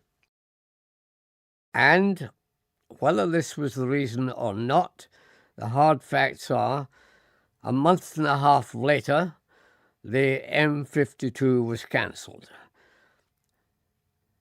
This would be a way, if you like, of getting off at somebody who had cocked a snook at the establishment. But that is one conspiracy theory. There may be other reasons, and I've just written a book on the M52, and there are other possibilities that are put forward in that book. But proof of the pudding was that the sad thing about it, I should say, was, first of all, about 6 months before the cancellation, the Ministry of Aircraft Production had ordered that we receive a visit from the Americans, that everything be shown to them, nothing to be withheld from them whatsoever. They were even to be given copies of all the reports and copies of the design work, etc. And at the end of the day, I'm quite convinced that without this visit, the Americans would not have advanced through the sound barrier with the X-1 as early as they did. Because they had already, early on with the X-1, they ran into trouble at Mach 0.94. They couldn't control the change of trim on the aircraft. So suddenly, within 3 days, they produced a flying tail, which Bell had been building up. And Bell were amongst the people who visited Miles. So you can read into that what you will, but there is no doubt that something was afoot there. Then, while we were ruled out by the cancellation, and I had already been given the date for the first flight, which was to be October 1946 at Boscombe Down.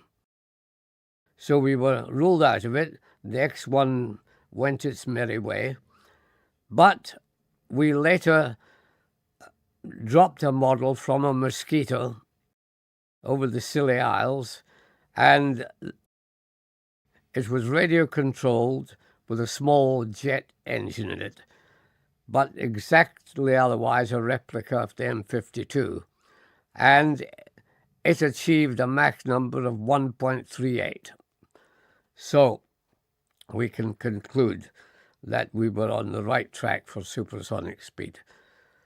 Now, Mrs. Thatcher, or Baroness Thatcher as she now is, was so upset when she came into power by what had happened that she issued a white paper on the subject, saying it was one of the most disastrous decisions and had led to us losing our position of prestige in aviation. So it's a sad story. This is the terrible thing about it. There was no prior notification given either to Miles or to Farnborough. And I was hopping mad, frankly, when I heard the decision, and went round to see Ben Lockspizer, who was almost my next-door neighbour, and at Farnborough, and of course who was chairman of the Supersonic Committee that made the decision. And I got no change out of him at all. And frankly, I think he was deeply concerned, as I know Barnes Wallis was, about the safety of the pilot and such, because we had an ejection capsule system for the pilot on the M52, which was a little complex, but I was quite happy with it. Seemed to me to be practical, and we had made tests on it, and it had been passed as fit for the second flight. The first flight was merely to be a proof of concept, and the second flight was to be the actual attack on supersonic flight. So we were approaching it in the right way, but as I say, I got no change out of Sir Ben, nor did I get any explanation as to why the cancellation took place. One can only assume that we would have accepted the prestige of it in the same way the Americans have, perhaps with less ballyhoo, but obviously it was a big milestone in the history of flight, as it's turned out to be for the Americans. And I think it was certainly well within our grasp and taken away, and this is the galling thing, for a reason that up to today we are not sure why it was done.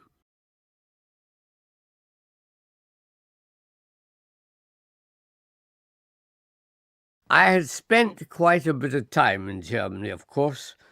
Not a lot, but I had certainly got to know the people fairly well. I was an admirer of the Germans in the sense I admired their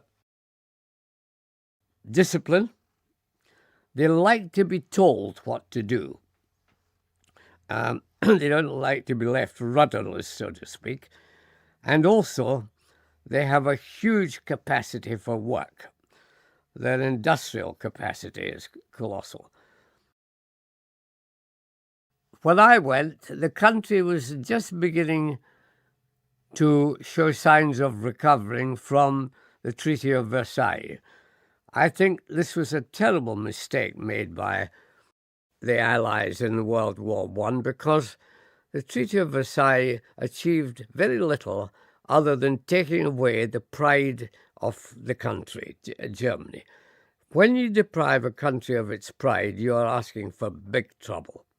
And we got it, because they'll do almost anything to get that pride back. And if somebody appears that offers to lead them along that path, be he good or evil, they'll follow him. And in every country there's an element of evil. And the sad thing is, if it is allowed to get power, you'll go down the road that Nazi Germany went. And I think this was a disaster, because I liked the people. I had many good friends in Germany. But of course, I was rocked back on my heels and changed a lot of my opinion after what I saw in Belsen. And whatever you say or think about a nation, that sort of behavior is totally unforgivable. There'll always be an argument as to how much the Germans knew. But I think most of them had an idea there was a lot of evil going on. We were prepared to move in, and our remit was firstly to find and, if necessary, remove their supersonic wind tunnels. That was the first priority. Second priority was to track down their advanced aircraft, and if they were flyable, although I must say we didn't think they would be, we expected them to destroy, vandalize them all, but if we did find them, to test them. Thirdly, to interrogate their leading manufacturers and test pilots, and to get as much data from them as to how they arrived at this position. The biggest surprise we had was to walk in and find, although almost, I would say, certainly 80%, if not more, of the piston-engine aircraft had been vandalized. The jets and the rocket aircraft were left totally untouched. Why? I've asked myself this many times, and I can only assume it was because they were so proud of their achievement that they wanted us to see this and see what might have been if they could have continued the war. But they couldn't continue for the simple reason, even though they had these wonderful aircraft, they were running out of pilots, and running out of fuel. And also, the axial flow engines were very complex and production of them was slow. So they were on a losing wicket anyway. But I think they wanted us to see what they had achieved. Having been taken there, I wasn't really sure why this brigadier wanted me to go with him. But they were a medical group, this army group. And I thought that when I knew we were going to Belsen, we'd have to fight our way in. But it wasn't like that at all. Because in the background, somewhere, a truce had been made with Germany about Belsen, and the Germans' army, with a Hungarian unit with them, were actually guarding the concentration camp. So the guards couldn't leave it. I don't think they were interested in saving the guards from their eventual execution. The reason for trying to contain it was, in the camp we found 20,000 cases of typhus. And I think the Germans were very frightened of this getting out into the population, which at that stage in the war would have been disastrous. So the deal was we could come in unopposed and we would take over and try to quell this typhus situation, and the Germans would retreat back to their units to continue the fight against us. Strange arrangement, but that's how it was. And what we saw there, indescribable. The piles of bodies were bad enough, but it was the stench of the place that I found so terrible. And of course, we were a little worried about catching typhus. We all wore surgical masks, but there we are. And when I interrogated these two people, the male and the female commandant, Kramer knew chips were down. He was going to be executed. He could see no way out.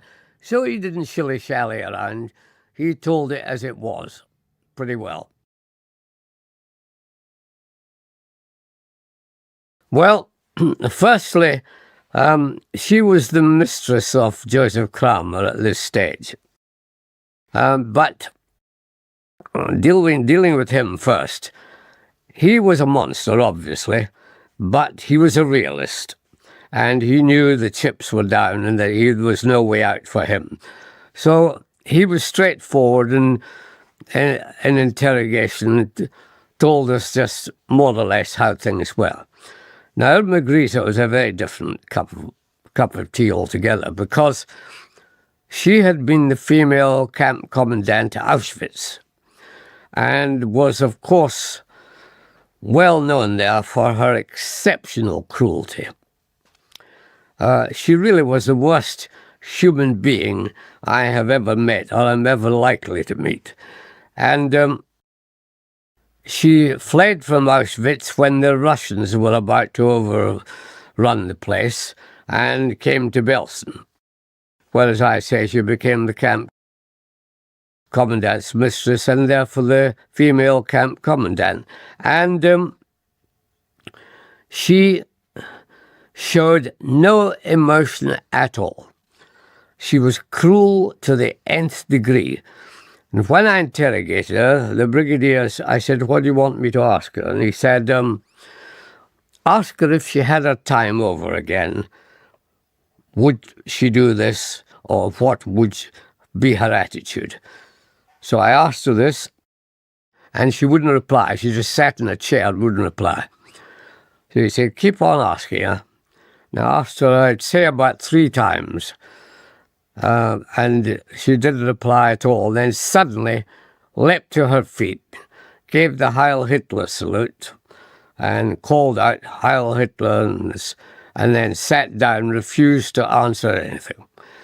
So you would say she had no remorse whatsoever, And I believe when she was hung by Albert Pierpoint, who was over there after we had been to Belsen to execute a large number of the guards there. Even when he put the bag over her head, she showed not a whittle of emotion. So these are the sort of people one can find in a nation, I guess.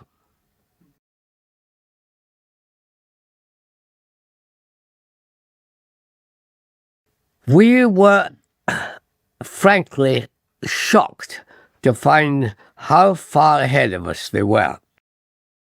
Wind tunnels to start with.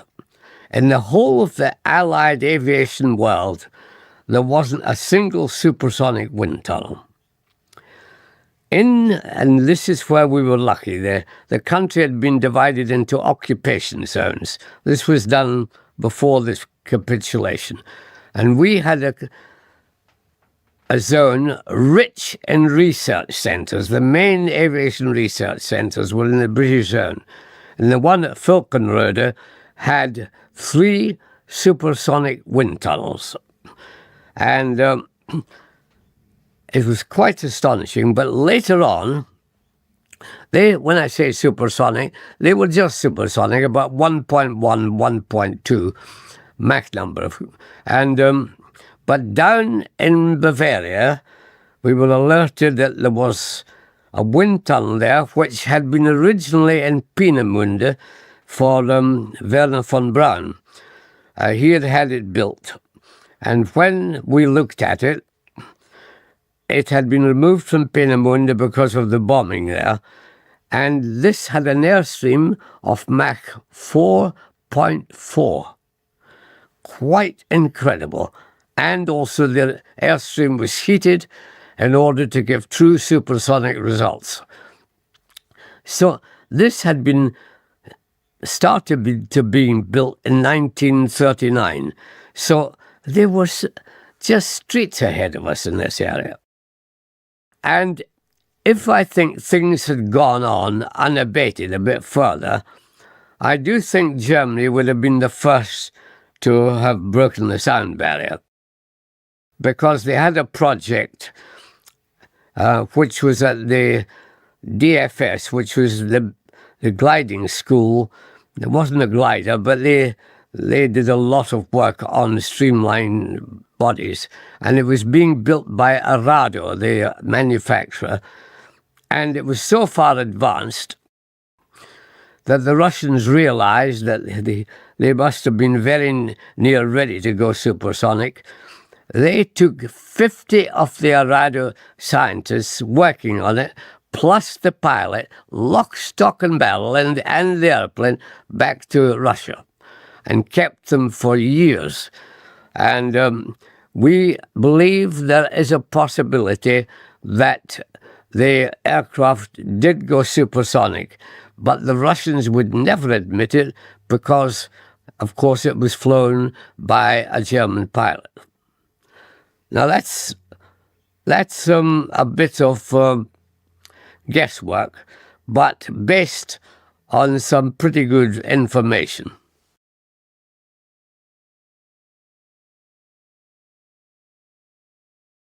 The Me-262, without any question, was the most formidable aircraft of World War II.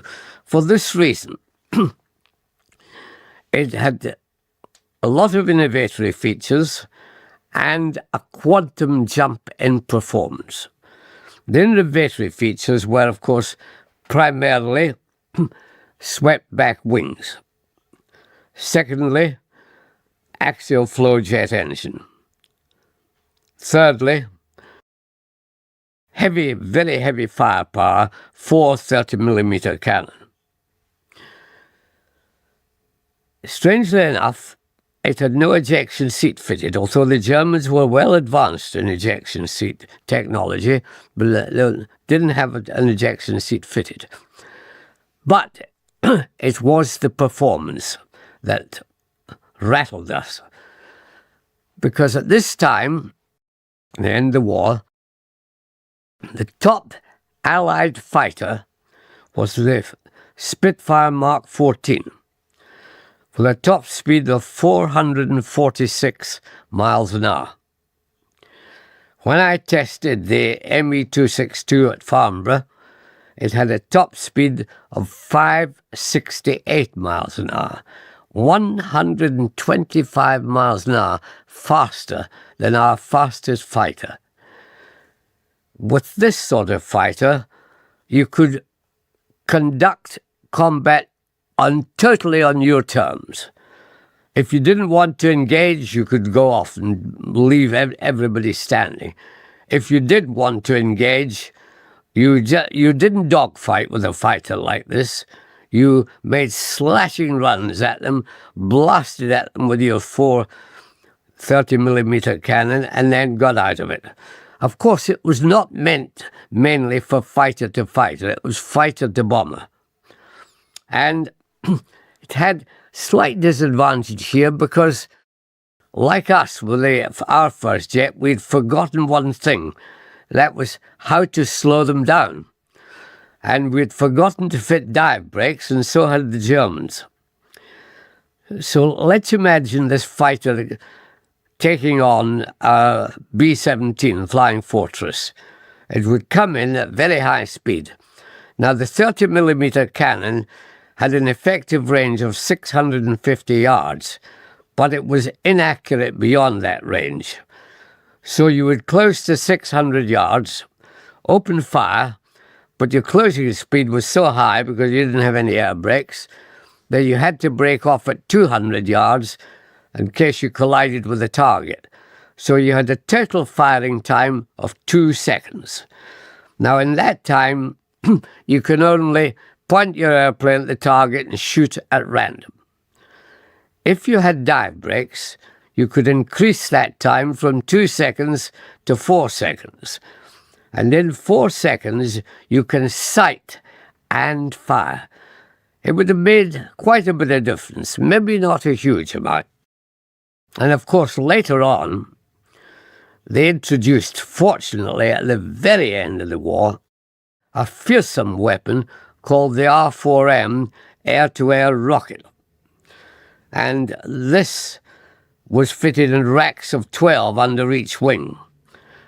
And I've seen a picture of it fired against a Marauder medium bomber. And when those rockets hit, 1 minute you have a bomber there, next minute you have confetti. It is just total annihilation. It really was fearsome. Now, the Arado 234, different propositions, straight wing, same engines, but a reconnaissance bomber. But it was so fast, even with straight wings, that it could outrun any Allied fighter. And we know that it had taken, because we found the pictures, taken reconnaissance pictures over Great Britain, operating out of Norway. And it was that fast, as I say, it could fly in with impunity and take the pictures and get out again. Was beautifully streamlined and just a fine bit of wonderful construction. It was easier to keep serviceable than the Messerschmitt 262. And we flew the 262 a lot, but I tended to fly the Arado more because we were getting more information on the engine out of it. That's what we really wanted at that stage.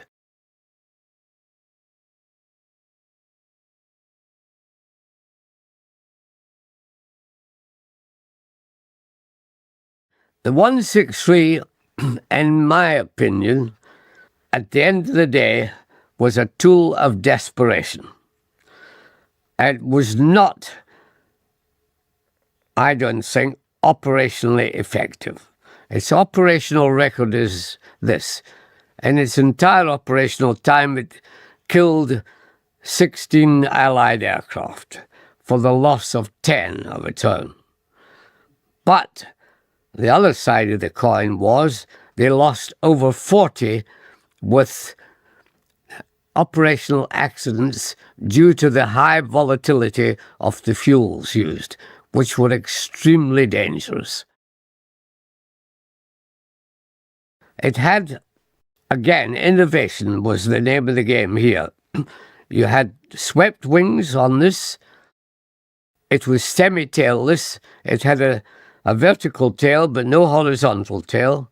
It had elevons for both longitudinal and lateral control. It had a rocket motor, which was unique in this sense. Rockets have been tried in aircraft for years, both solid fuel and liquid fuel, but all had the same problem. When you lit the touch paper, you sit back and there's nothing you can do about it till it burns itself out. Here was a rocket produced which was throttleable. It could be throttled to either idle, cruise, or full power. It also had a skid landing, but the main problem with it was the fuels were incredibly volatile. Its main fuel was concentrated hydrogen peroxide. Now, I know nothing more explosive, with perhaps the exception of nitroglycerin, than concentrated hydrogen peroxide. And you had, under full power, 120 seconds of flight. That was all. Every landing was a dead stick landing. But you had to absolutely ensure that no fuel was left in the system. You had a jettison system on the aircraft, but sometimes it didn't work.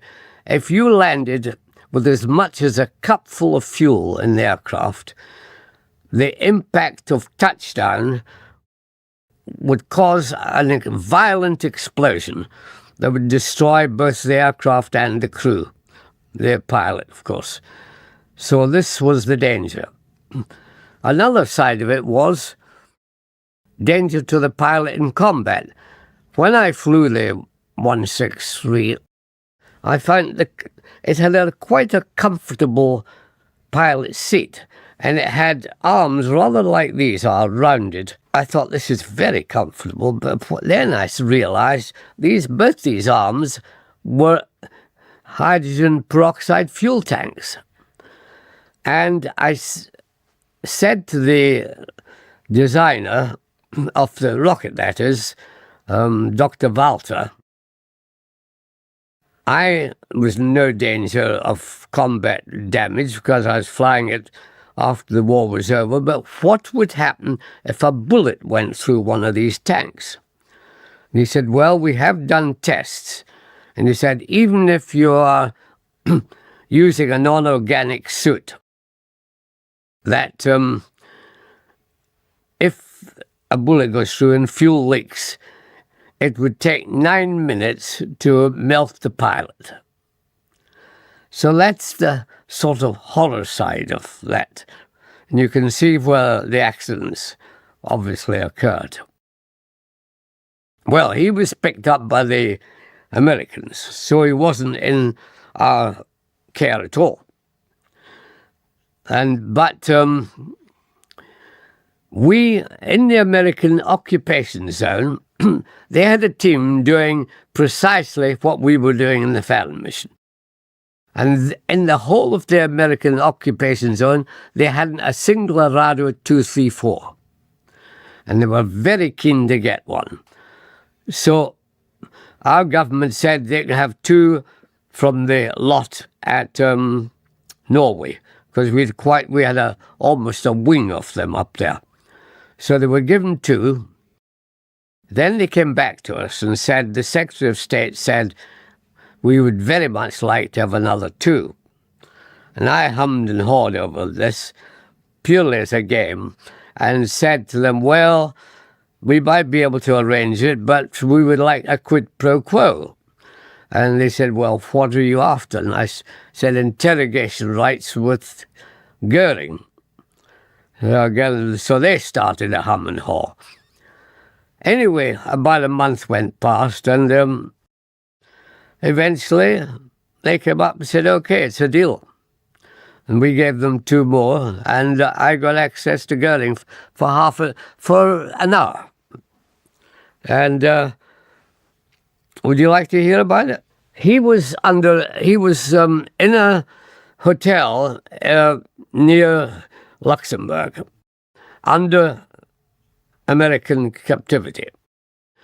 And he was really being held there prior to the Nuremberg trials, which were approaching quite fast, because I interrogated him, I think, if I recollect, it was the 16th of June, 1945.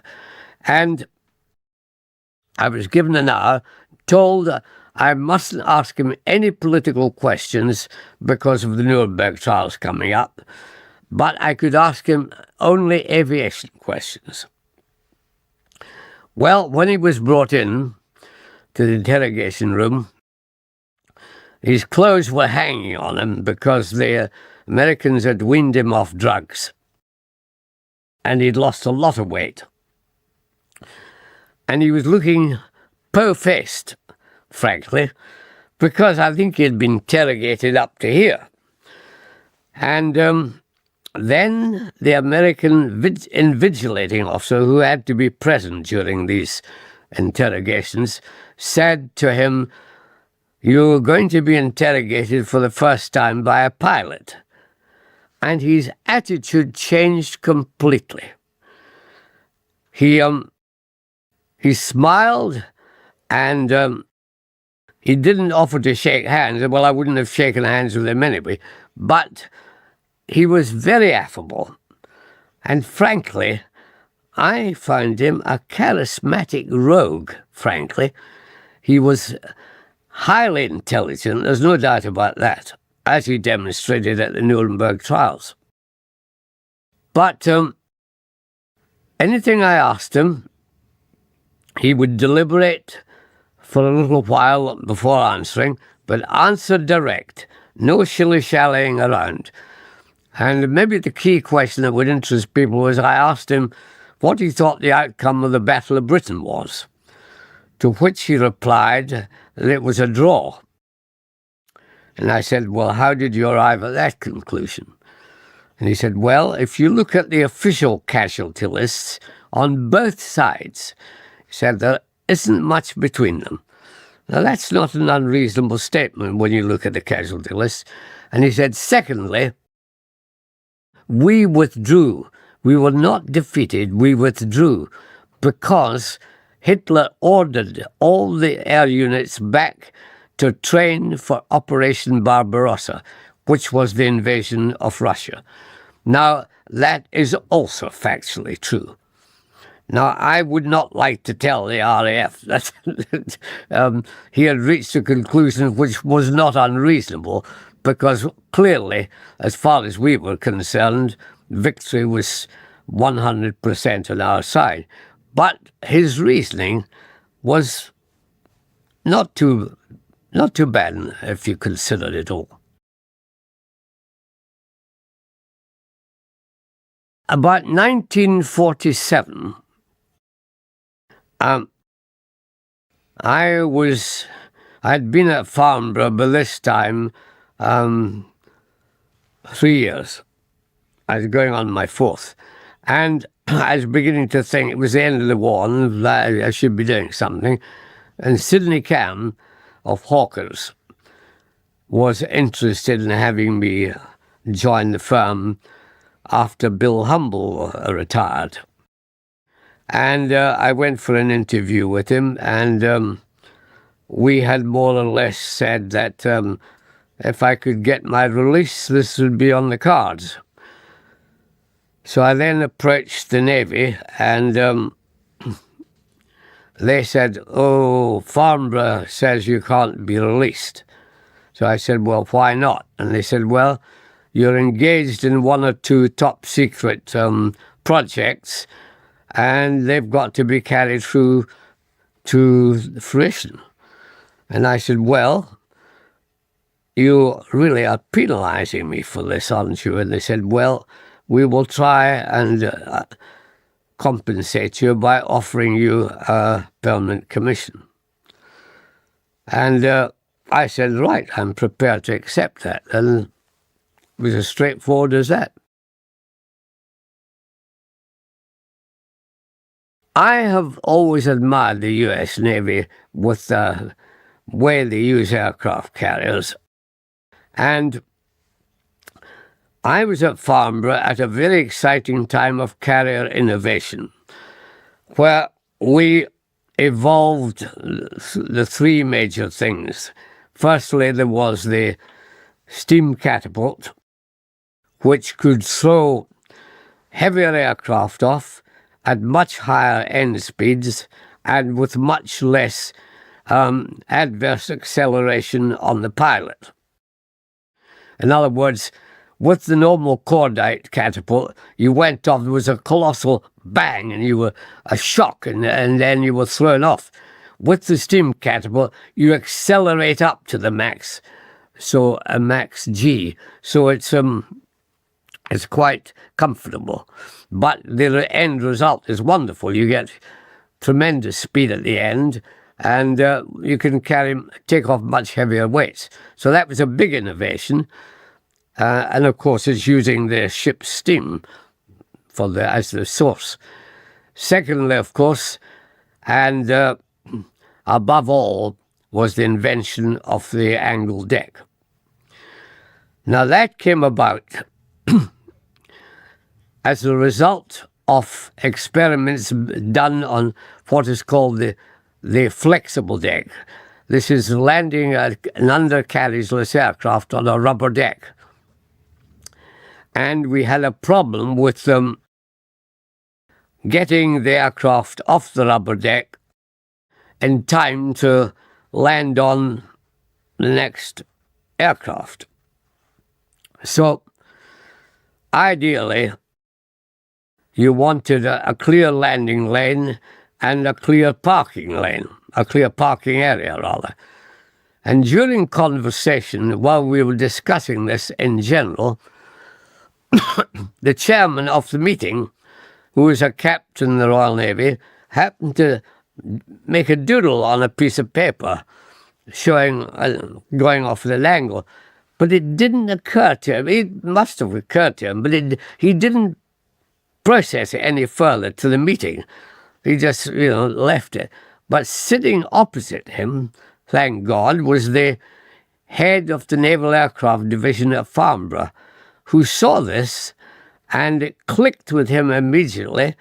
This is a practical solution that could be actually incorporated in a carrier.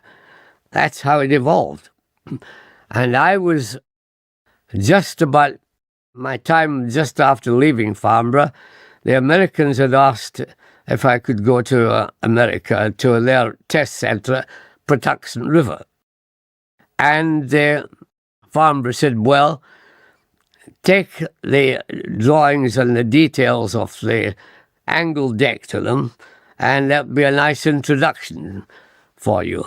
And that's how it was. And of course, they were delighted and seized on it, and as only the Americans can do, worked with lightning speed to get it to be a practical idea.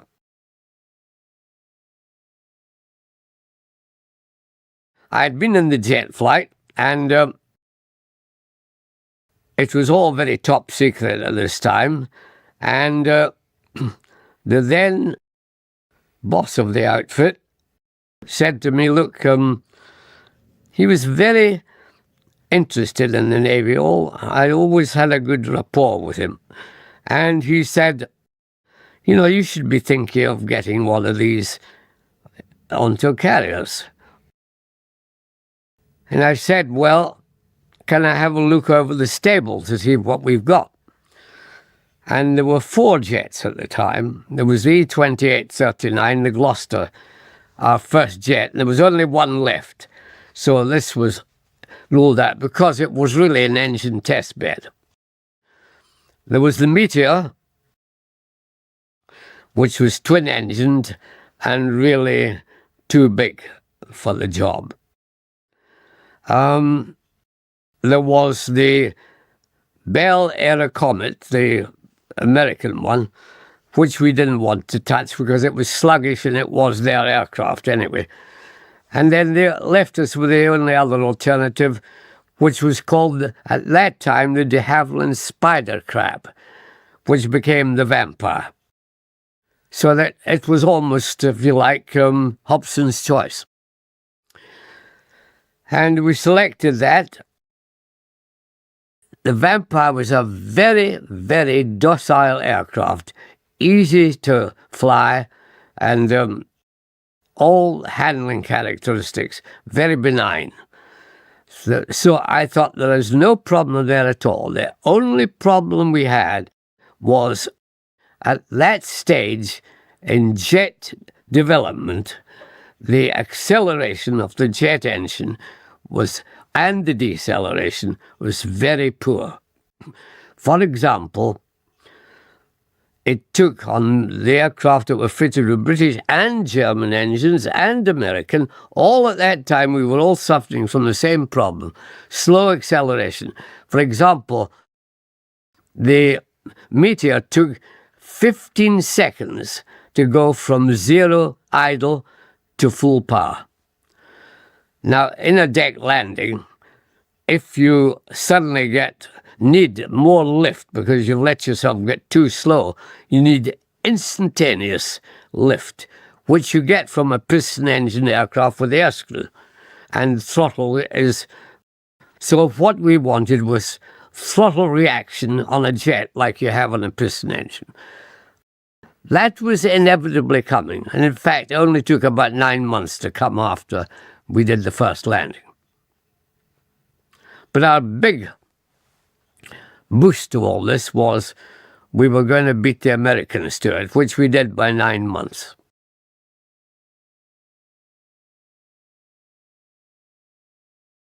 Huge advantage in the jet, view.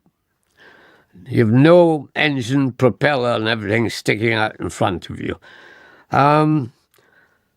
Otherwise, the technique has to change completely in this sense.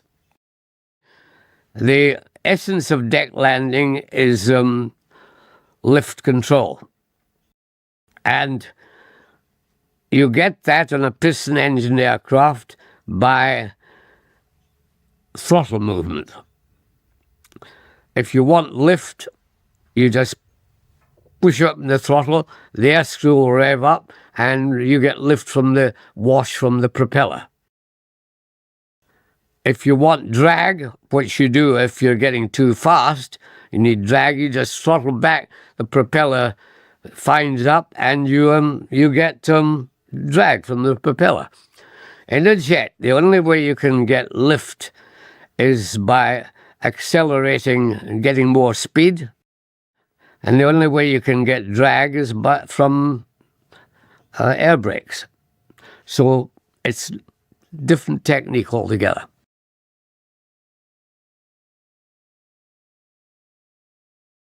Well, at the end of the war, of course, everybody had to think again, and what are we going to do now? And the emphasis obviously went on to civil aviation. And the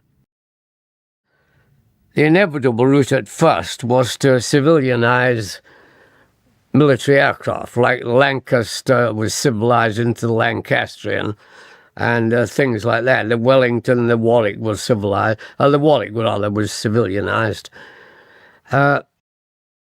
But we wanted a new breed of civil aircraft altogether, and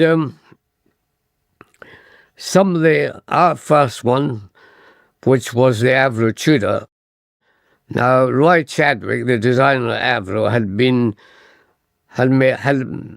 designed a masterly aircraft in the Lancaster, and he designed the Tudor, and we expected the same sort of standard. And what we got was a grave disappointment. It was a very poor aircraft indeed. In fact, we reckoned it had 14 basic faults when it arrived at Farnborough, and some of them were dangerous faults. So the start was not good. But once we got into the swing of things, the Americans really forced ahead of us in this area, I think. And because they had really been preparing themselves for the end of the war a bit earlier than we had. The Russians weren't in the game because the Russians had built engines for combat aircraft with only a life of 100 hours.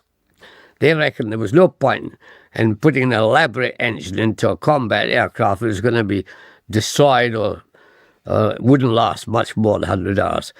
As a result, they finished up at the end of the war with no engines that anybody would dream of putting in a civil aircraft. So they were left at the post, so to speak.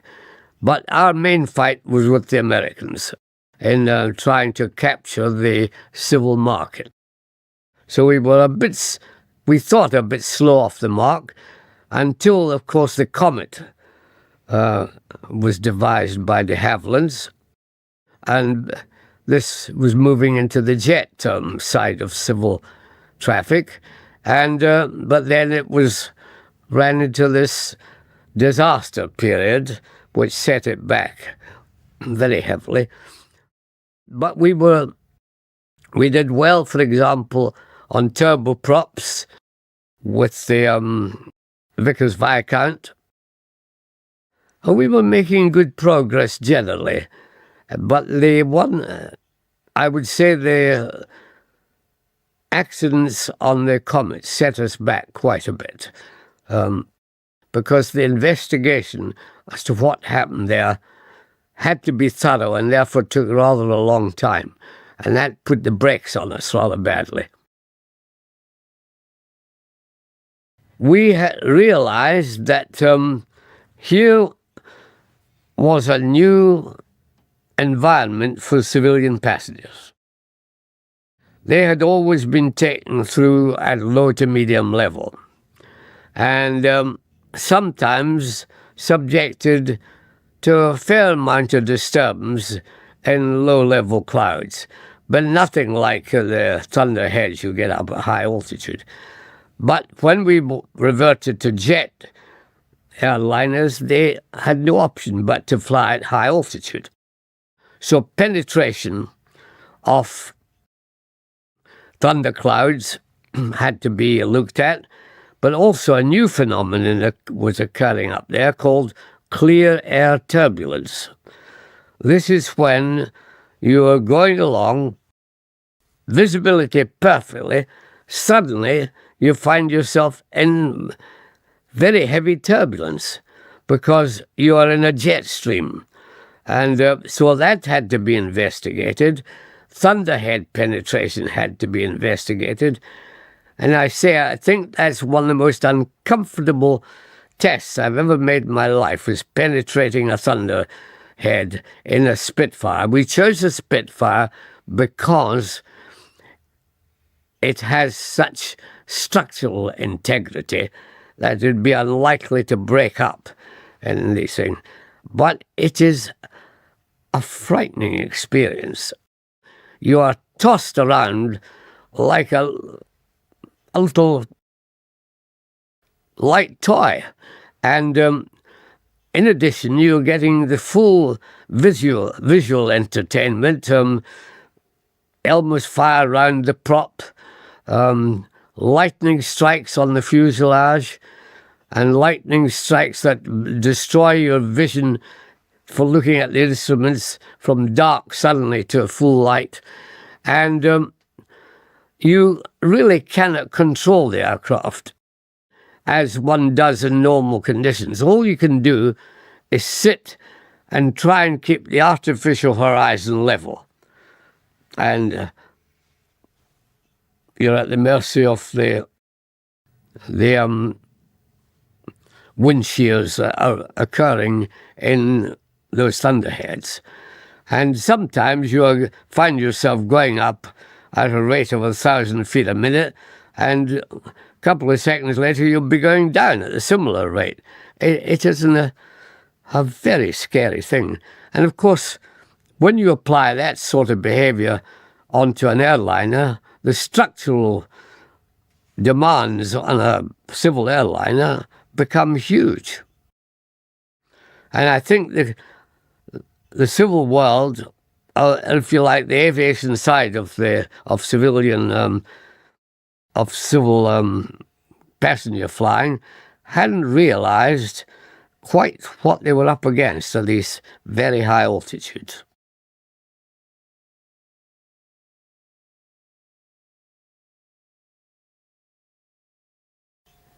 When you get into test flying, you're well aware you're in a risk business, and it is just part of the job. But after a while, you realise if you're going to stay in the job any length of time, you better think about survivability. And the fatality rate at Farnborough amongst test pilots in aerodynamics flight was very high, 25%. And I believe part of the reason for this was we were in a pressure pot because of the war. The results wanted to be provided yesterday, so to speak. I mean, today now, where you can go up and you maybe are going to test an airplane in about its behaviour at speed. So today you go up maybe at 5 mile an hour or 10 mile an hour jumps, and you just go up and do them, send it back to telemeters back. 10 minutes later, you're told, okay, you can go on to the next 5 miles an hour. In war, there was nothing like that. And we had no time to take small jumps like that. Whereas in the modern way, as I say, the jumps may be 10 miles an hour. In those days, they were 20 to 50 miles an hour. And in consequence, we ran into trouble. That trouble had to be accepted in the interests of speed, getting the results to the operational crews. And because of this, our fatality rate got big. So my view was that a lot of these fatalities were due to lack of preparation by the test pilots.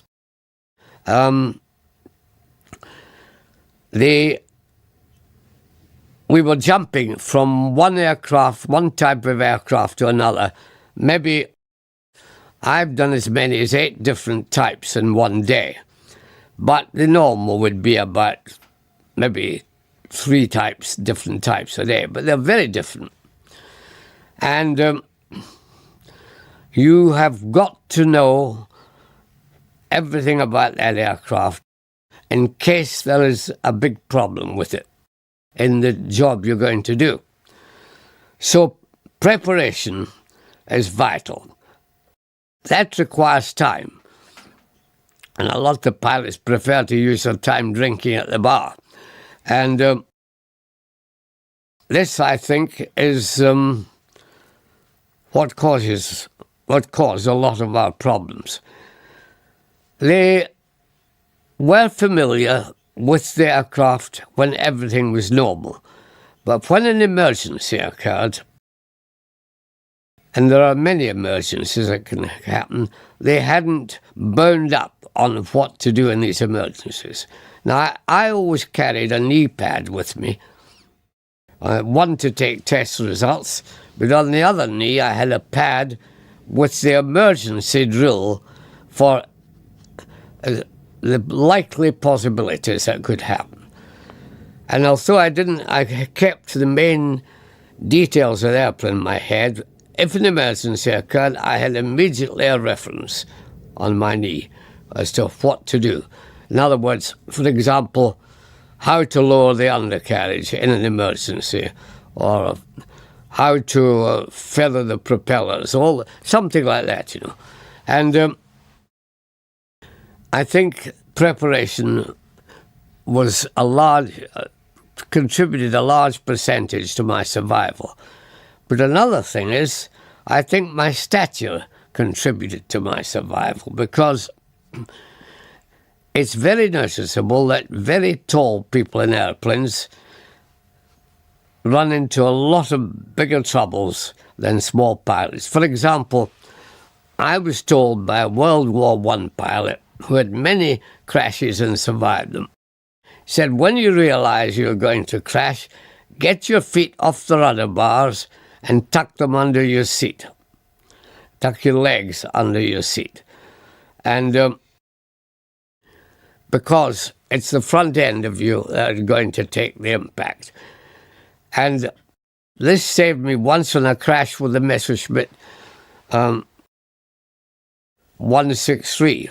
And also, I think a pilot ejecting, where in ejection, if you're tall, compression of the spine is much more likely with a person over 5'8" than it is with a small person. The fact that I would say that I made my preparation paramount, and nature helped me with the other bit, that I and a little bit of luck thrown in. I survived and had a good chance, and an analyst in 1980 something or other looked at my career and said I had 11 death-threatening accidents. So to survive those, I can't complain. After 6 years of test flying at Farnborough, and the Lordships of the Admiralty decided I'd better go back to operational flying. It comes as a bit of a shock to the system. But I found it very easy to integrate. I mean, the flying was much simpler. But what I enjoyed tremendously was the camaraderie of squadron life. And we were in the Mediterranean at that time, and flying from what I call a fleet carrier. Wasn't a full-size carrier, it was the middle size, and in Sea Furies. And then I was able to concentrate on another aspect of things. You forget that naval flying is very different from Air Force flying. You're in an environment which is basically hostile, the sea. If anything happens to you, you're flying single-engine aircraft too. If anything happens, a ditching is inevitable. That is not an easy thing to do, particularly if the sea is rough. So the Air Force fighter pilot goes out, has his combat, comes back to his airfield. In the Navy, you have your combat, and then you've got to find your way home, because unlike fighting over land, you are not allowed to contact your carrier in case you give its position away, or it gives its position away by replying to you. So sometimes after combat, you're quite disorientated, and you've got to have kept in your head some idea of the dead reckoning you've got to make to get back to your carrier. And then when you get back, you have the hazard of deck landing, particularly if your aircraft's been damaged in combat. All these things to learn about. And all these were brought home to me that refreshed my mind about the whole thing. That's the hard side of it, but on the nice side was we had time and we were picked to be an aerobatic team to give air shows when we got back to UK.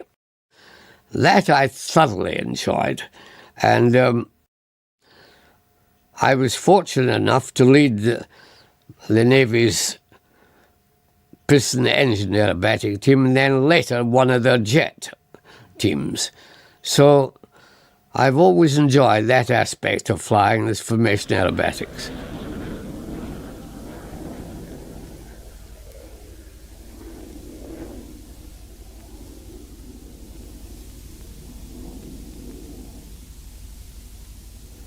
The F-86 was one of the most delightful jets. In fact, I count it as the most delightful to handle because it had what is called, in the E version, which had a flying tail, almost perfect harmony of control. Now, harmony of control is what binds a pilot with his aircraft. And what you mean by harmony of control is you want light lateral control, good rate of roll, medium light fore and aft control, and reasonably heavy directional control. If you have these three things blended to perfection, then you feel you and the airplane are one and you're part of it. And this the Sabre has. Absolutely. And also I have a great affection for it because it was the first aircraft in which I ever went supersonic.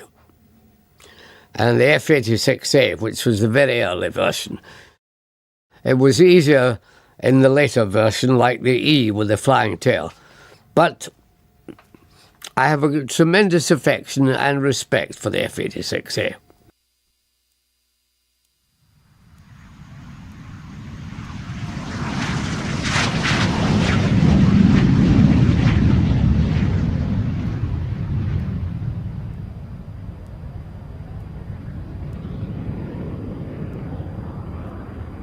It really did exactly what I thought would happen. I'd done so much transonic flying that when I actually took the F-86 through the barrier, I realised that this was inevitably what was coming with the work we were doing at Farnborough.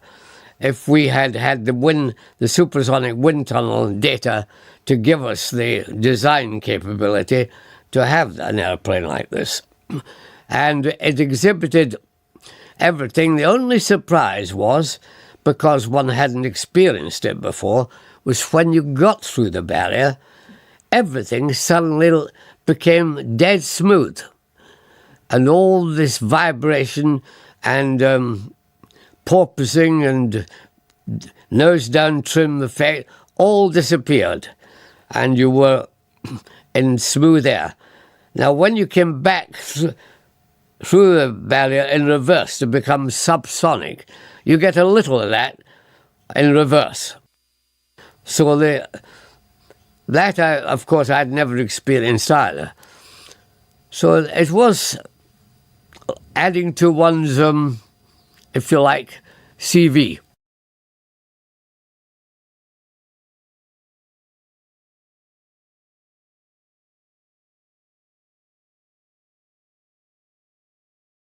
Brodie was in the depth of Wales, and of course it was fairly isolated part of the country and subject to very nasty weather.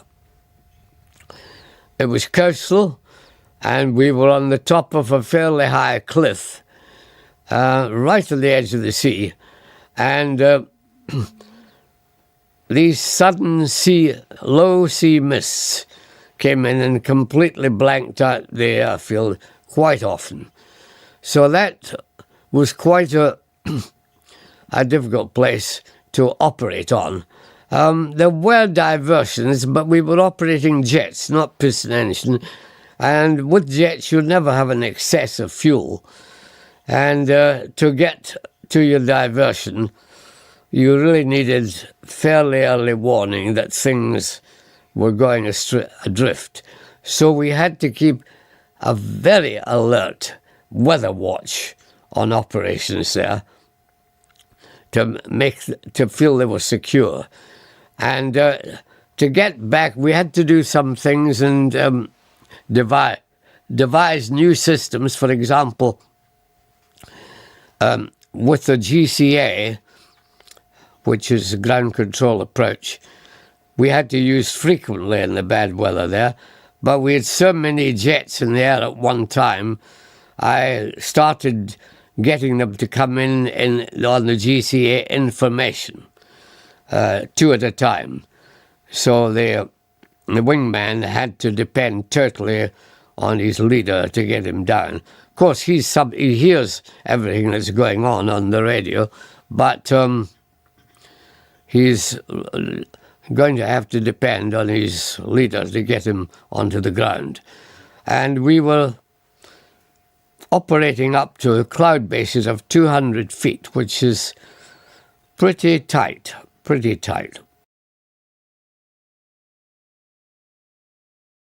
Ah, right, yes. Yes, one day we had a report. Air traffic control alerted me that aircraft were reporting seeing a flying saucer. And when one looked up anywhere on the airfield, it was clear to the naked eye there was something like a saucer up there. So I said, right, I'll take a vampire up and have a look at it.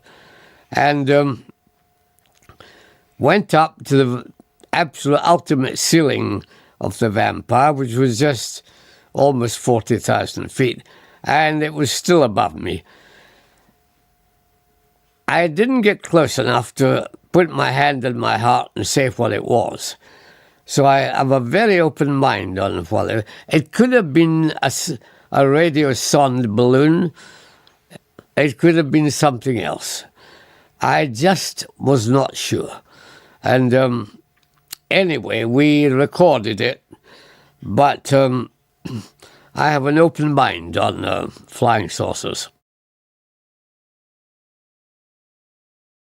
When I returned from my posting in Germany to the Admiralty, I at first was made Deputy Director of the Gunnery Division. Of course, when they say gunnery, these weren't the 16-inch guns on battleships. They were, from my point of view, it was air gunnery, particularly the fitting of weapons to helicopters, which was a fairly new science. And also we were getting into the nuclear side at that stage too. Not the dropping of strategic bombs, but of tactical bombs, the smaller ones. And even things like nuclear depth charges. So it was a very interesting period, but I had a year of that, which was enough, and then became the Deputy Director of Air Warfare. Now, this was a very interesting period because we were coming up to the time when we were proposing to have a real, if you like, spring cleaning of the Fleet Air Arm.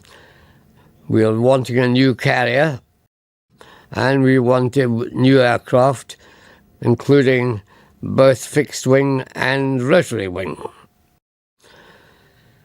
The aircraft carrier we were to, obviously, was the design would be that had to be done by the actual naval architects, but we were responsible for the layout of the flight deck.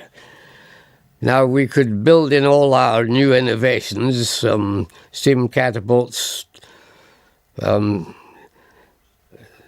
sort of angled decks, of course, and mirror landing sites. So that was very exciting. But the aircraft was the real battlefield, because there was a tendency in the Ministry of Defence at this time to ask both the Air Force and ourselves to use the same aircraft. And they were trying hard to push onto us the Volatile version, the P1154, which was an increased size Harrier, really. And to me, not a very impressive performance. Had a top speed of Mach 1.6.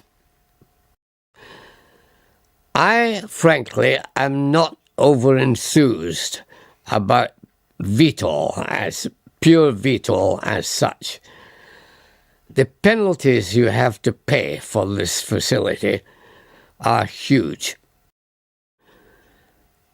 We in the Navy turned to VTOL, or we were turned by force majeure. When our projected carrier was cancelled, and we had to find a way to survive, we went onto a form of small carrier, which for some reason fooled the politicians by being called through-deck cruisers. And these had such small flight decks, you could only operate VTOL aircraft. Now, this was happening ahead,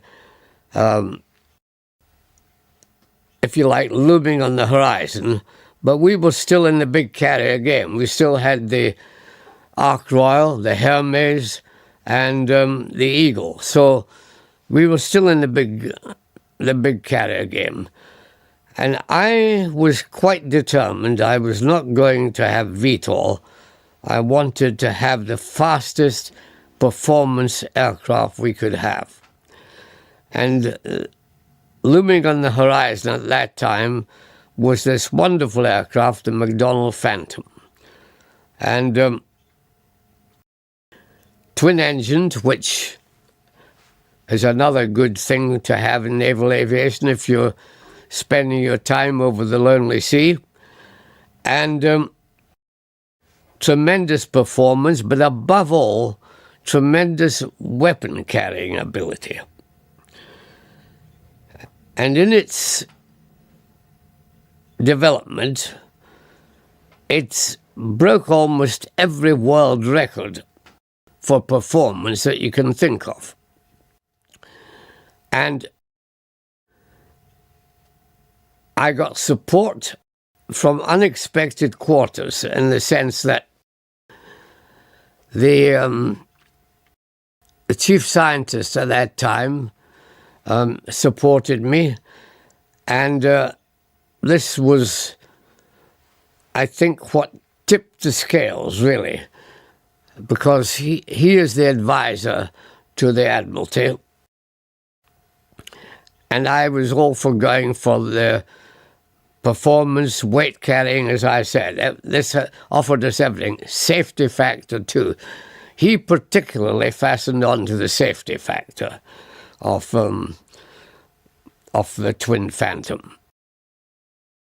When we actually got it, it was everything I'd hoped for. I flew it in America, I flew it here, I flew it onto an American carrier, and it was superb.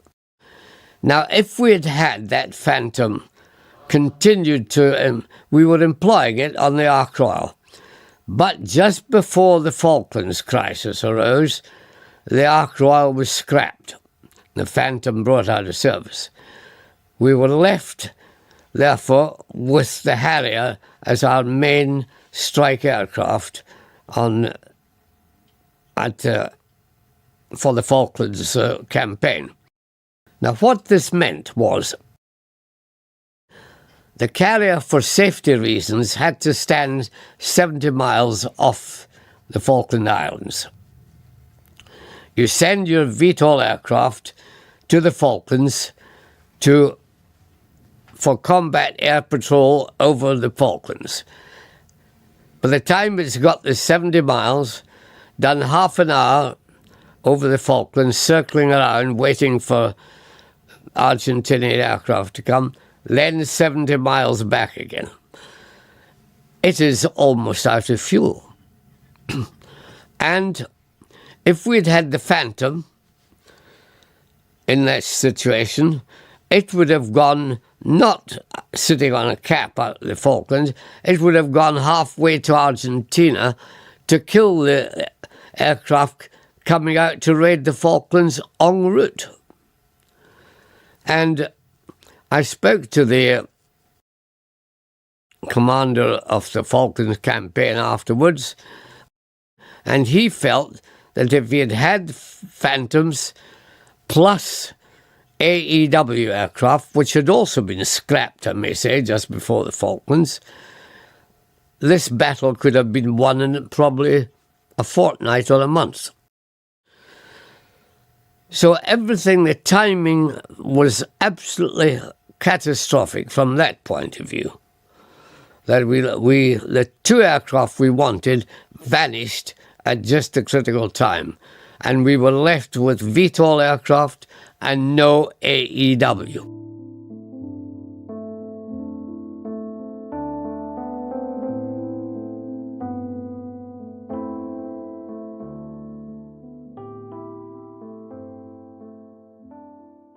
There is nothing accelerates technology, of course, like a war. And we entered it, as you so rightly say, largely a biplane air force, and emerged from it as a monoplane air force with a considerable improvement in performance. I mean, to jump from the Gladiator, which was the best of the biplane fighters, to the Spitfire is an immense jump, a huge jump. And of course, we can't be thankful enough that we just happened to have a genius that produced the Spitfire, which for reasons that are almost unthinkable, still goes faster than modern aircraft like the Mustang. And these were more modern, I'm talking at the beginning of the war. And we graduated, when you realize that started with the Spitfire 1, and from there graduated right through many, many marks, improving all the time, improving performance, increasing weight, until we arrive at the ultimate with the Seafire 47, the contra-rotating propeller Spitfire, which weighed twice as much as the original Spitfire and could actually carry the equivalent of 32 passengers in its weightlifting capability. It is incredible, the progress that was made because of the pressure of war. And, of course, fortunately, in the middle of it all, there came the one factor that we had no control over. That was the genius of Whittle arriving on the scene and coming at absolutely the right time to transform us from the piston engine era into the jet era. Couldn't have happened at a more perfect time. So the logic of it is absolutely understandable. What would not have been understandable was, without war, that pressure would have taken, to achieve what we did, would probably have taken maybe 20 years. Instead, it compressed into 5 years.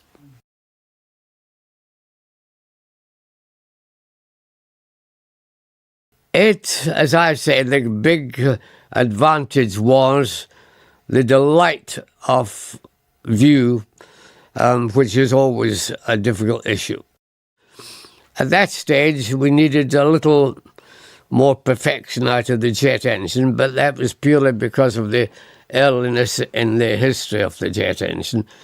But It led us into a new world, and piston engines were forever off the shopping list, if you like to put it that way. And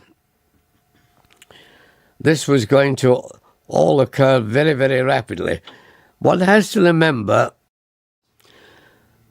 there was a danger at one stage in the movement from piston to jet of trying to rush it all too early. The Americans did rush theirs too early, and they found out that when they got to the Korean War, the kind of aircraft they wanted in the Korean War was not the jet fighter, it was the piston engine fighter, because that type of war they were carrying out there required that. Fortunately, we hadn't rushed into that stage, and we had, for the Korean War, two of the best aircraft we could ever have had, the Sea Fury and the Seafire 47.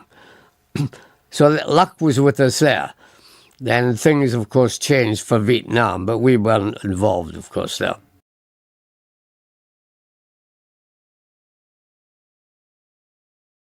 Although it was old-fashioned by what was about to happen soon, it was the best of the breed and a delight to fly, and from the pilot's point of view, an aerobatic gem. And that was the thing that stayed in the mind. It was so manoeuvrable, but of course, totally out of date for what was coming.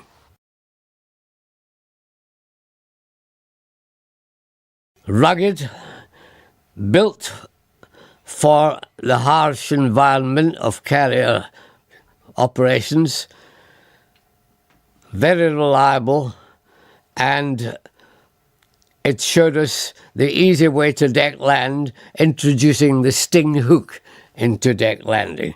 So a great asset, and arrived at the right time when Britain was, or the Fleet Air Arm was running out of high-performance aircraft.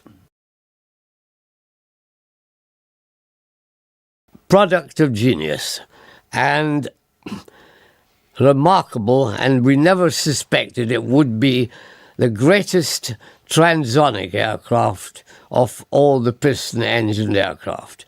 It was one of the first, and yet, in spite of new technology, that shape that was originated in it remained as the best shape of all. And as I said earlier, it achieved an almost unbelievable Mach number of 0.92. Britain in World War II had three great aircraft: the Lancaster, the Mosquito, and the Spitfire. Mosquito was in the middle range. They spanned the three things: a single-seat fighter, and then you got into the twin two-seat, could be almost anything, a fighter, a bomber, a photo reconnaissance. It was a gift from heaven at the right time for Britain. To me, it was a flying test bed, and it was exciting, inevitably. What could not be exciting about Britain's first jet? Docile, very easy to fly, and for its stage in jet development, incredibly reliable.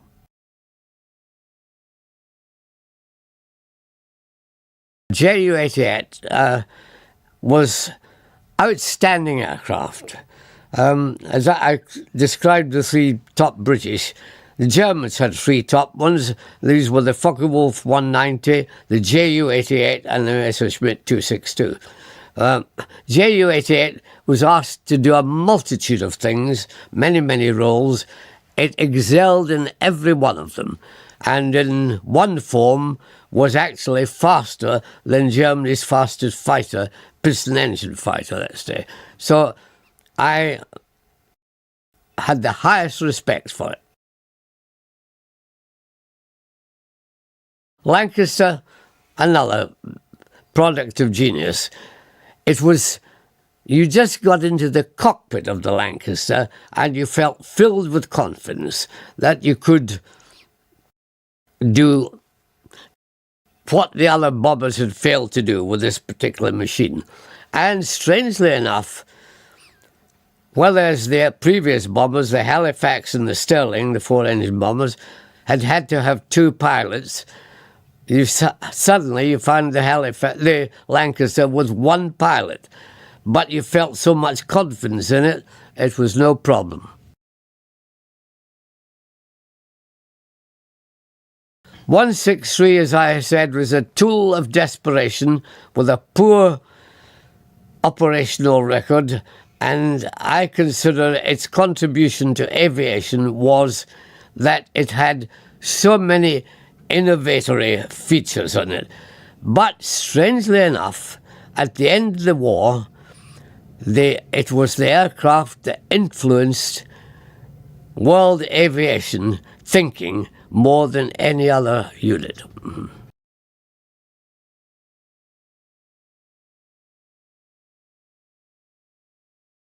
The Me-262 is a great contribution again, quantum jump in performance. It took us into a new era of high speed. It was a beautiful airplane to fly, but it had very, very sensitive jet engines, and they were temperamental. And when they were acting correctly, you had a great airplane on your hands. When they were temperamental, you had quite a difficult airplane on your hands. That was a huge airplane, and I enjoyed flying it for the simple reason it was, again, up with the state of the art at the end of the war, and it was so solid and so well armed and had such good performance. I felt there was a great air of impregnability about this airplane that made you feel, well, I wouldn't mind fighting in this airplane and take on fighters at the same time and deal with them.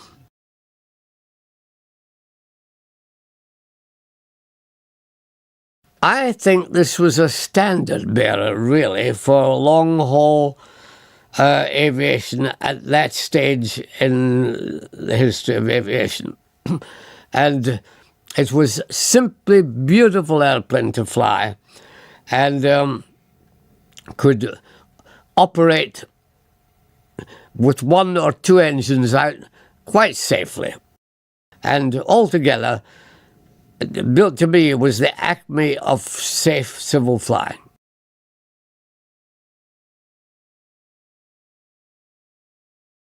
Wonderful airplane because of this tremendous harmony of control. I would put it as one of the great airplanes of all time.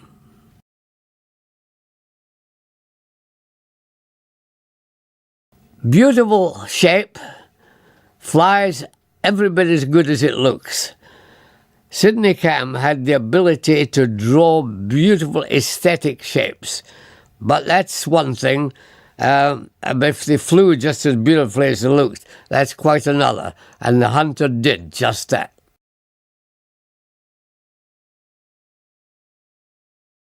The Komet was ahead of its time and ran into disaster. A design fault halted in its tracks what might have been one of the great civil airliners of all time. But that's fate.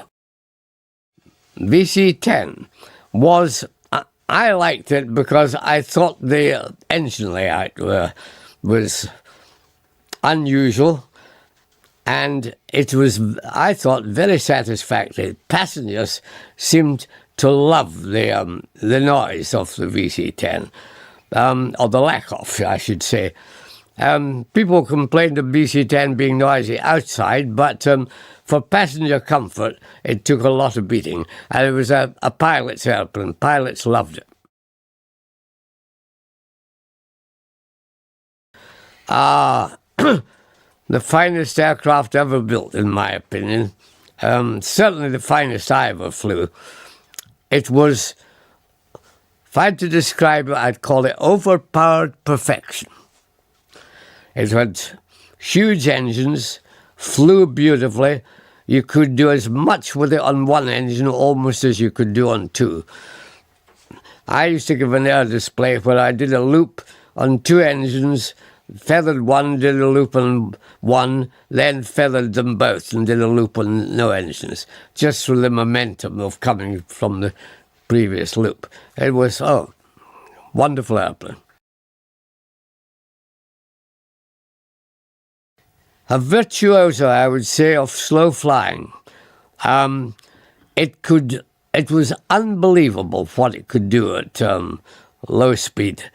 And a perfect aeroplane to be with the army in the field, for spotting for them, taking messages from one unit to another, all that sort of thing. Army cooperation, a perfect aeroplane in that sense. Well, this was Germany's great fighter. It frightened the life out of the RAF when it first appeared, because it appeared about a good year before the Spitfire 9.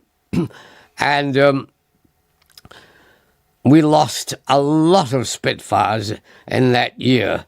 They just could not cope with this aeroplane, which was a huge jump forward from the Spitfire 5. But once the 9 appeared, the Spitfire 9, things levelled out. And I would say the two of them were pretty evenly matched. And combat, frankly, would, I think, depend on this. The outcome would depend on the skill of the pilot.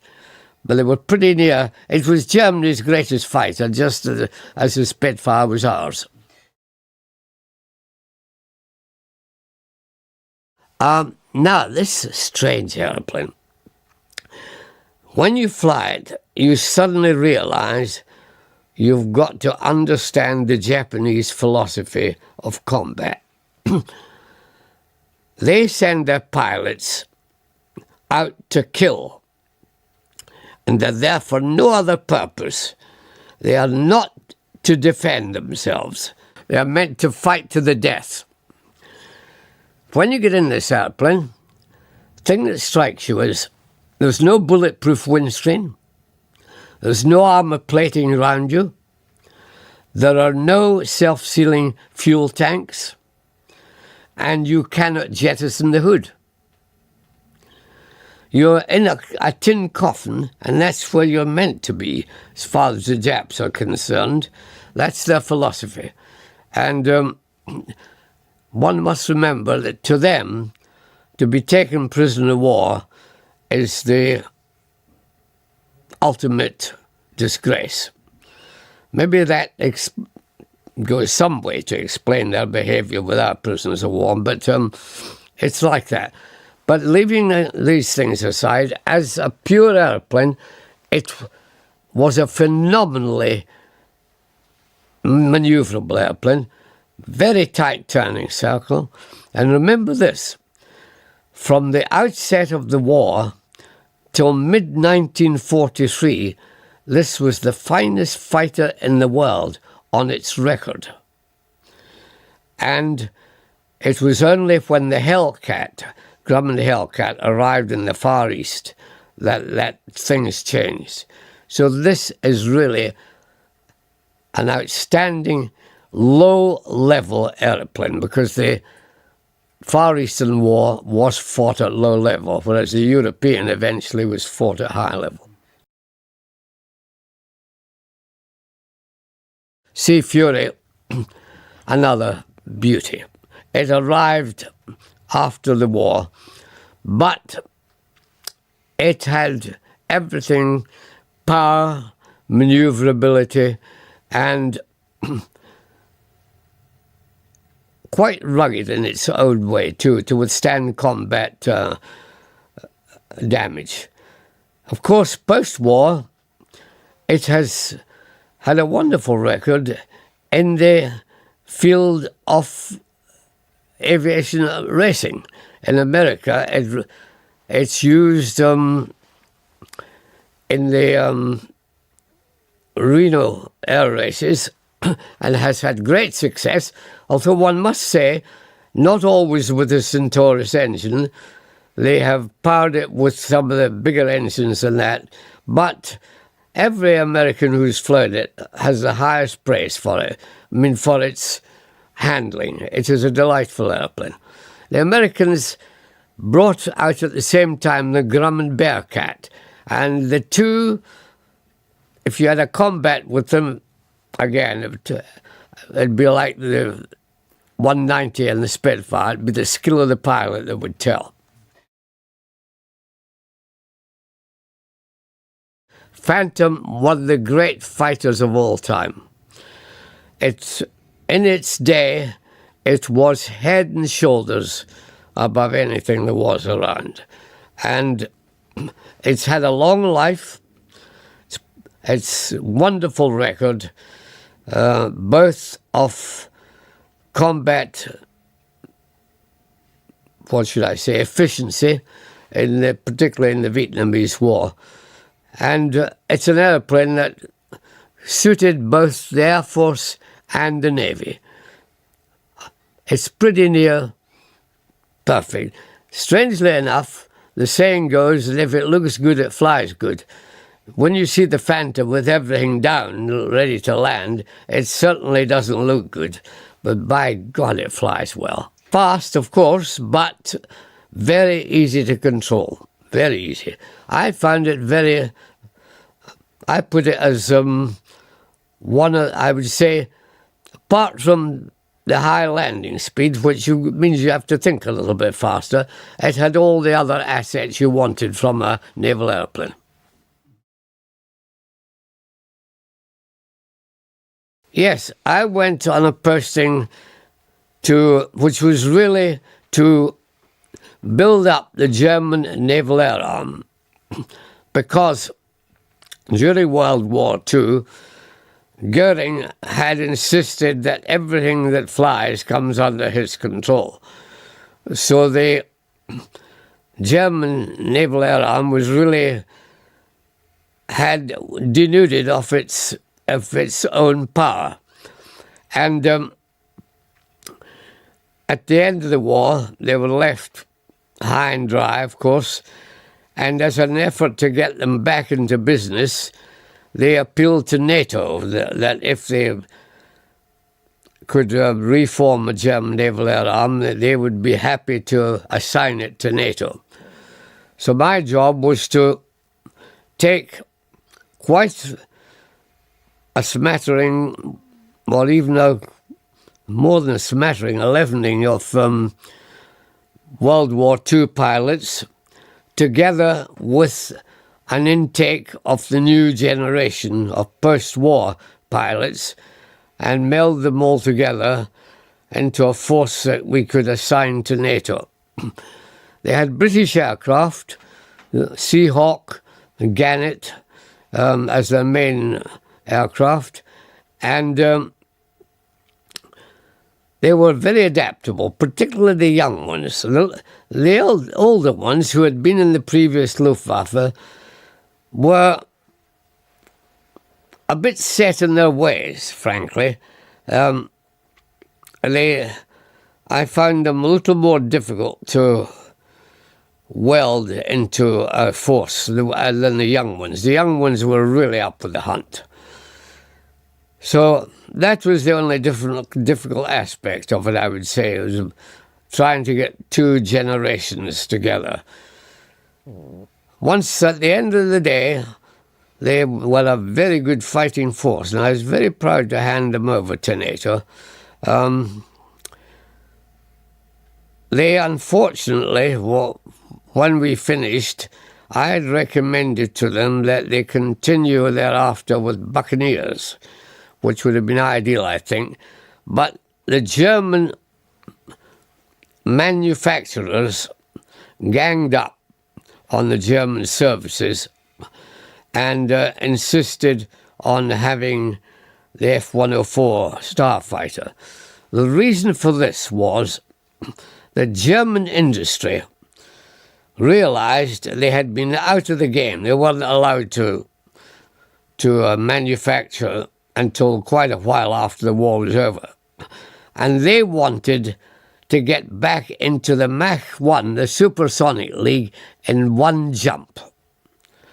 And they risked all and said, we'll have the F-104. Now, the services weren't happy with this. And, of course, there were a couple of things against them. To begin with, the version of the F-104 was called an all-purpose version, and it was 1,000 kilograms, that's 2,000 pounds, heavier than the American 104.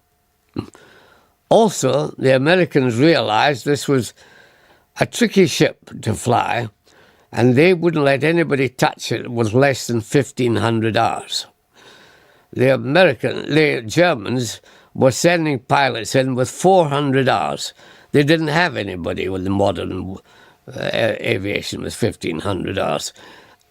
And furthermore, these guys had only flown in the blue skies of Texas in their training, and when it came to Europe and the European weather and a difficult aeroplane and a heavier aeroplane, recipe for disaster. And what happened? They had almost 150 crashed, of which 50% of the crashes were fatal.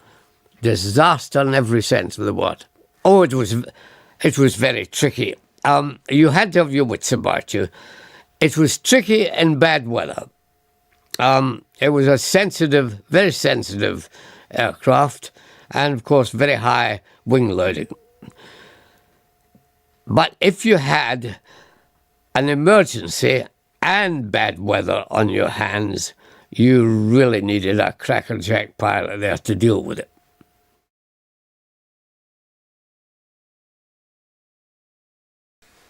There were denazification courts set up to look at these people before they were chosen to assume NATO posts.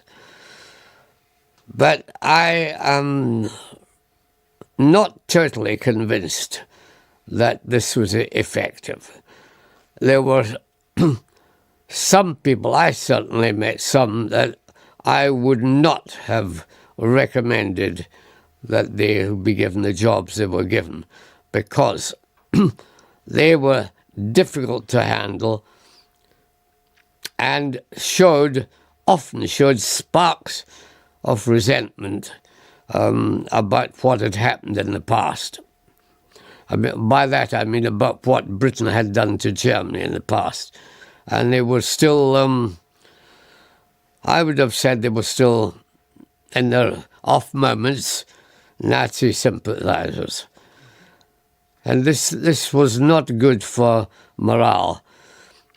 But we only had to wait about 5 years or 10 years, and they disappeared, and the young generation moved into place.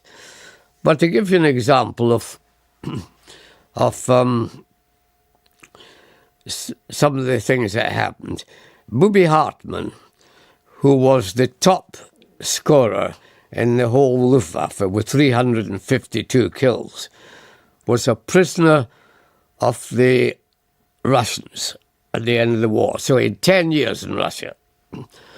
When he came out, I had a chat with him, and I asked him, he was very interesting, I asked him, how did he ever get scores like that? And he said, well, you have to realize that all my flying, and it literally was all, was on the Eastern Front. And in one airplane, the Me-109. Different marks of the 109, but only in the 109.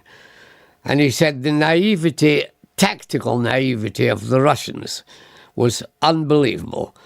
He said they would come out with huge formations of Aviation 2 aircraft, the Stormovik, and they would fly just straight and level in large gaggles, and think that the one pea shooter they had at the back, which was a 1.3 gun, would save them, because they had a lot of them. He said, they barely bothered us at all in the 109. He said, I wouldn't fire until their aircraft totally filled my windscreen. And then I'd only need a few bullets to shoot one down. And he said, in one sortie, he said, I've got as many as 6 aircraft in one sortie, because I used so little ammunition by getting right virtually up their tails. And he said, they never budged, they just sat there, with firing with this silly little gun at the back, if the guy hadn't already been killed. And he said there were a lot of women pilots amongst these.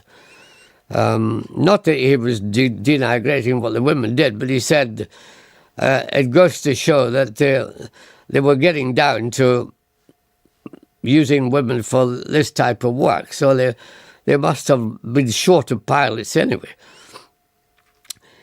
And anyway, when he came out, he went into the Luftwaffe. But before I did that, I should tell you, I said to him, were you on the Eastern Front the entire time? He said, no, I had 1 month on the Western Front. And he said, I realise I am incredibly lucky to have survived it. He said it was a different ball game altogether. He said I didn't shoot down one aircraft on the Western Front, and he said I was lucky I wasn't shot down at least a couple of times. So he said that the two theatres were as different as chalk from cheese. And then he went into Luftwaffe, but having passed the denazification, and I think I would have agreed with that, and made a lieutenant colonel, but he was driven out of it by professional jealousy of his comrades, so-called, in the Luftwaffe. Yes, now this was interesting. It was quite a while after Dönitz had come out of his 10 years in prison, after the Nuremberg trials. And I was in the Naval Air Arm at this time, and a submarine ace up at Kiel, where we were based, had died, so there was to be a big funeral for him. And the Naval Air Arm were going to turn out, and I asked our Consul General what I should do, since I was part of the fleet of the Naval Air Arm, so to speak. And he asked back in England, and they said, go. So I lined up with all the other guys, and Dönitz went to the funeral. And afterwards, he came along and shook hands with every chap who had been there who was in uniform. And he just went along shaking hands, saying, nice to see you, or something similar.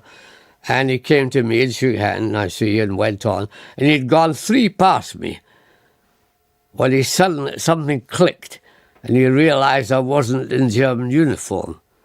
So he came back, and he said, you're British, aren't you? And I said, yes, all this in German.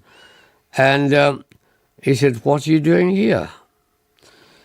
And I said, well, I'm training in the Naval Air Arm, and we've all come to pay our respects to a war hero. And he said, oh, that's very kind, thank you very much. And just went on.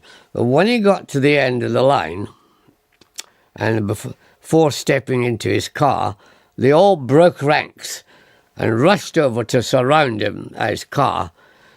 And in those days, you weren't allowed to cheer any ex-Nazi leader. So they didn't say a word, but they all took their hats off, as they do for the normal 3 cheers, hip, hip, hooray, and did this 3 times, but in complete silence.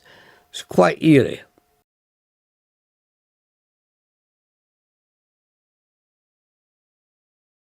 It was a time of the state visit of the Queen, her first to Germany, post-war Germany, and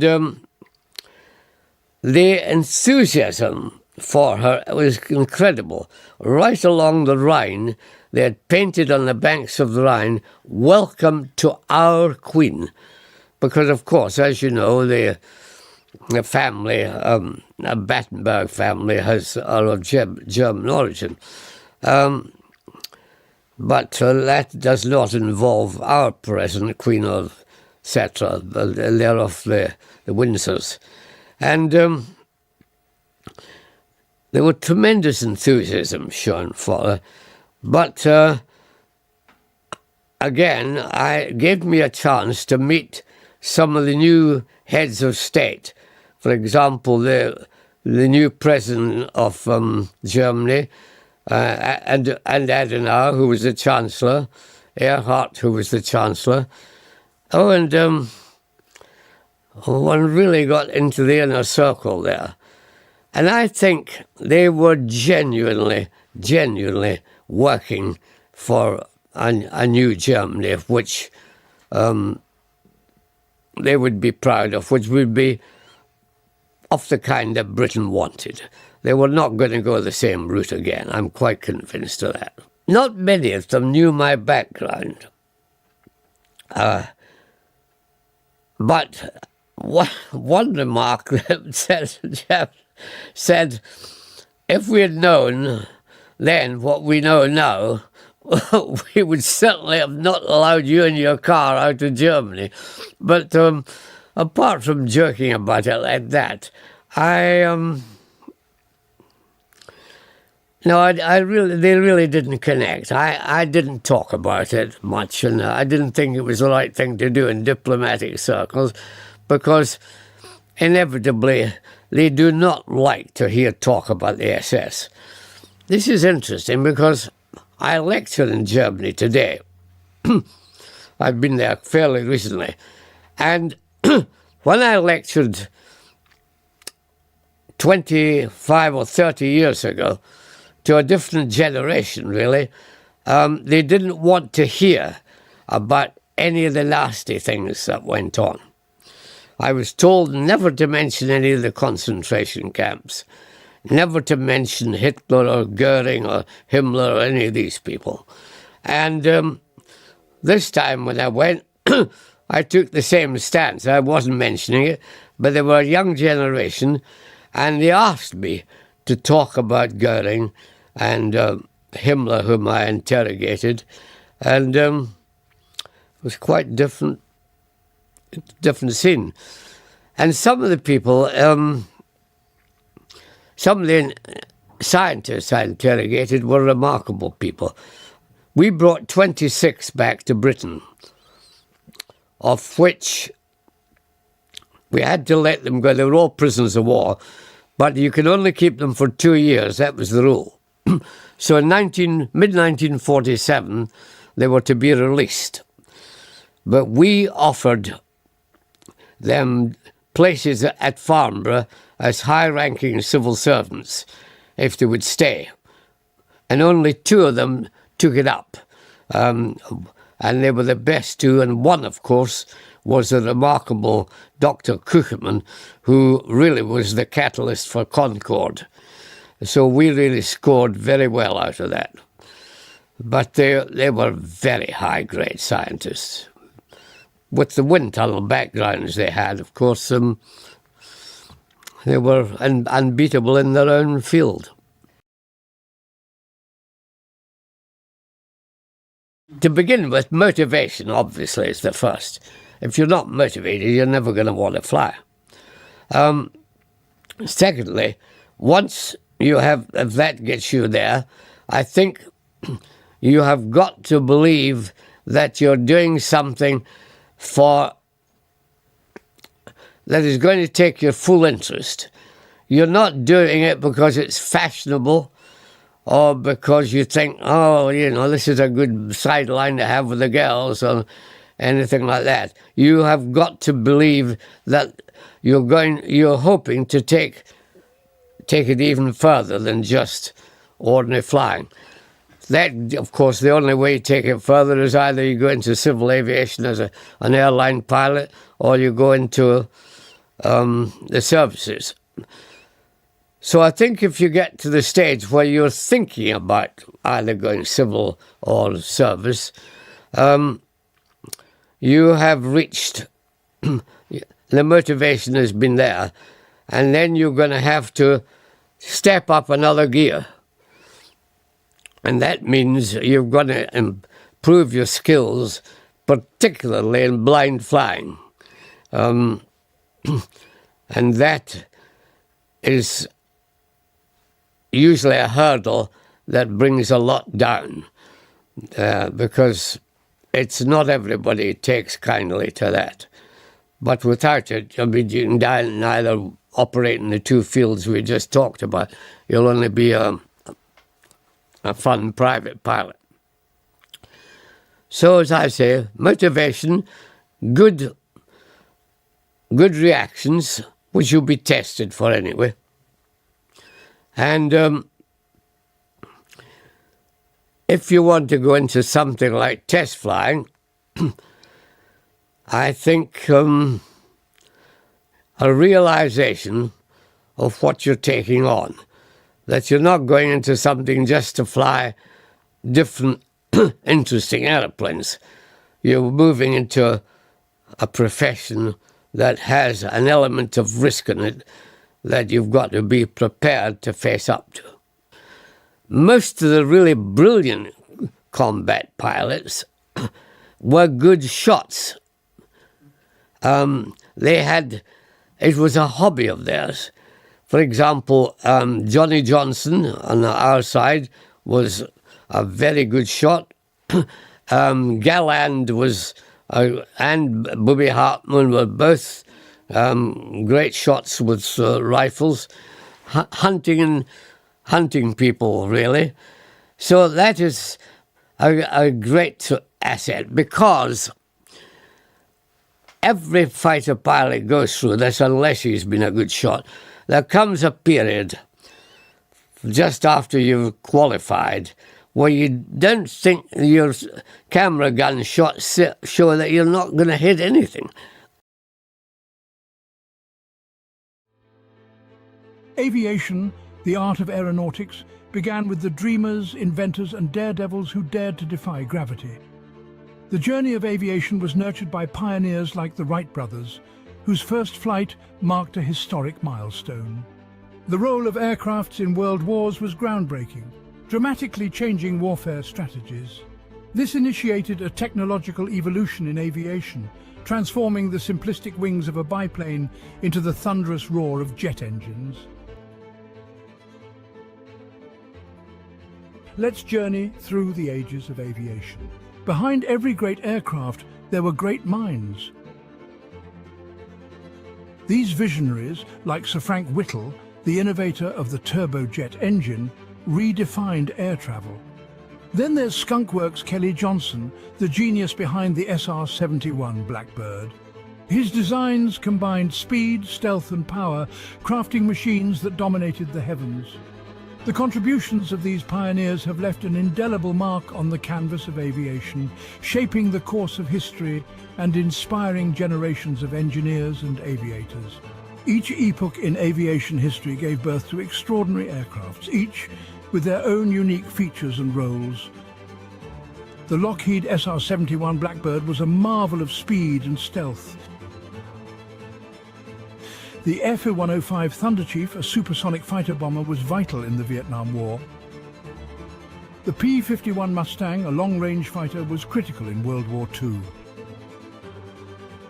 The P-47 Thunderbolt, a heavyweight fighter, was used extensively in the same war. The A-10 Thunderbolt II, the Warthog, is a close air support icon.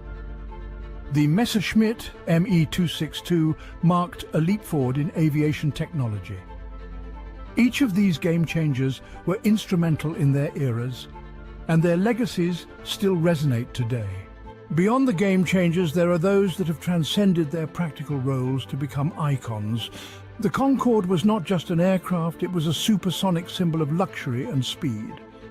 The B-52 Stratofortress, a strategic bomber, is an icon of power and resilience. These magnificent machines and others like them have become much more than just aircrafts. They are enduring icons that encapsulate the audacious spirit, the relentless innovation, and the boundless ambition that define the world of aviation.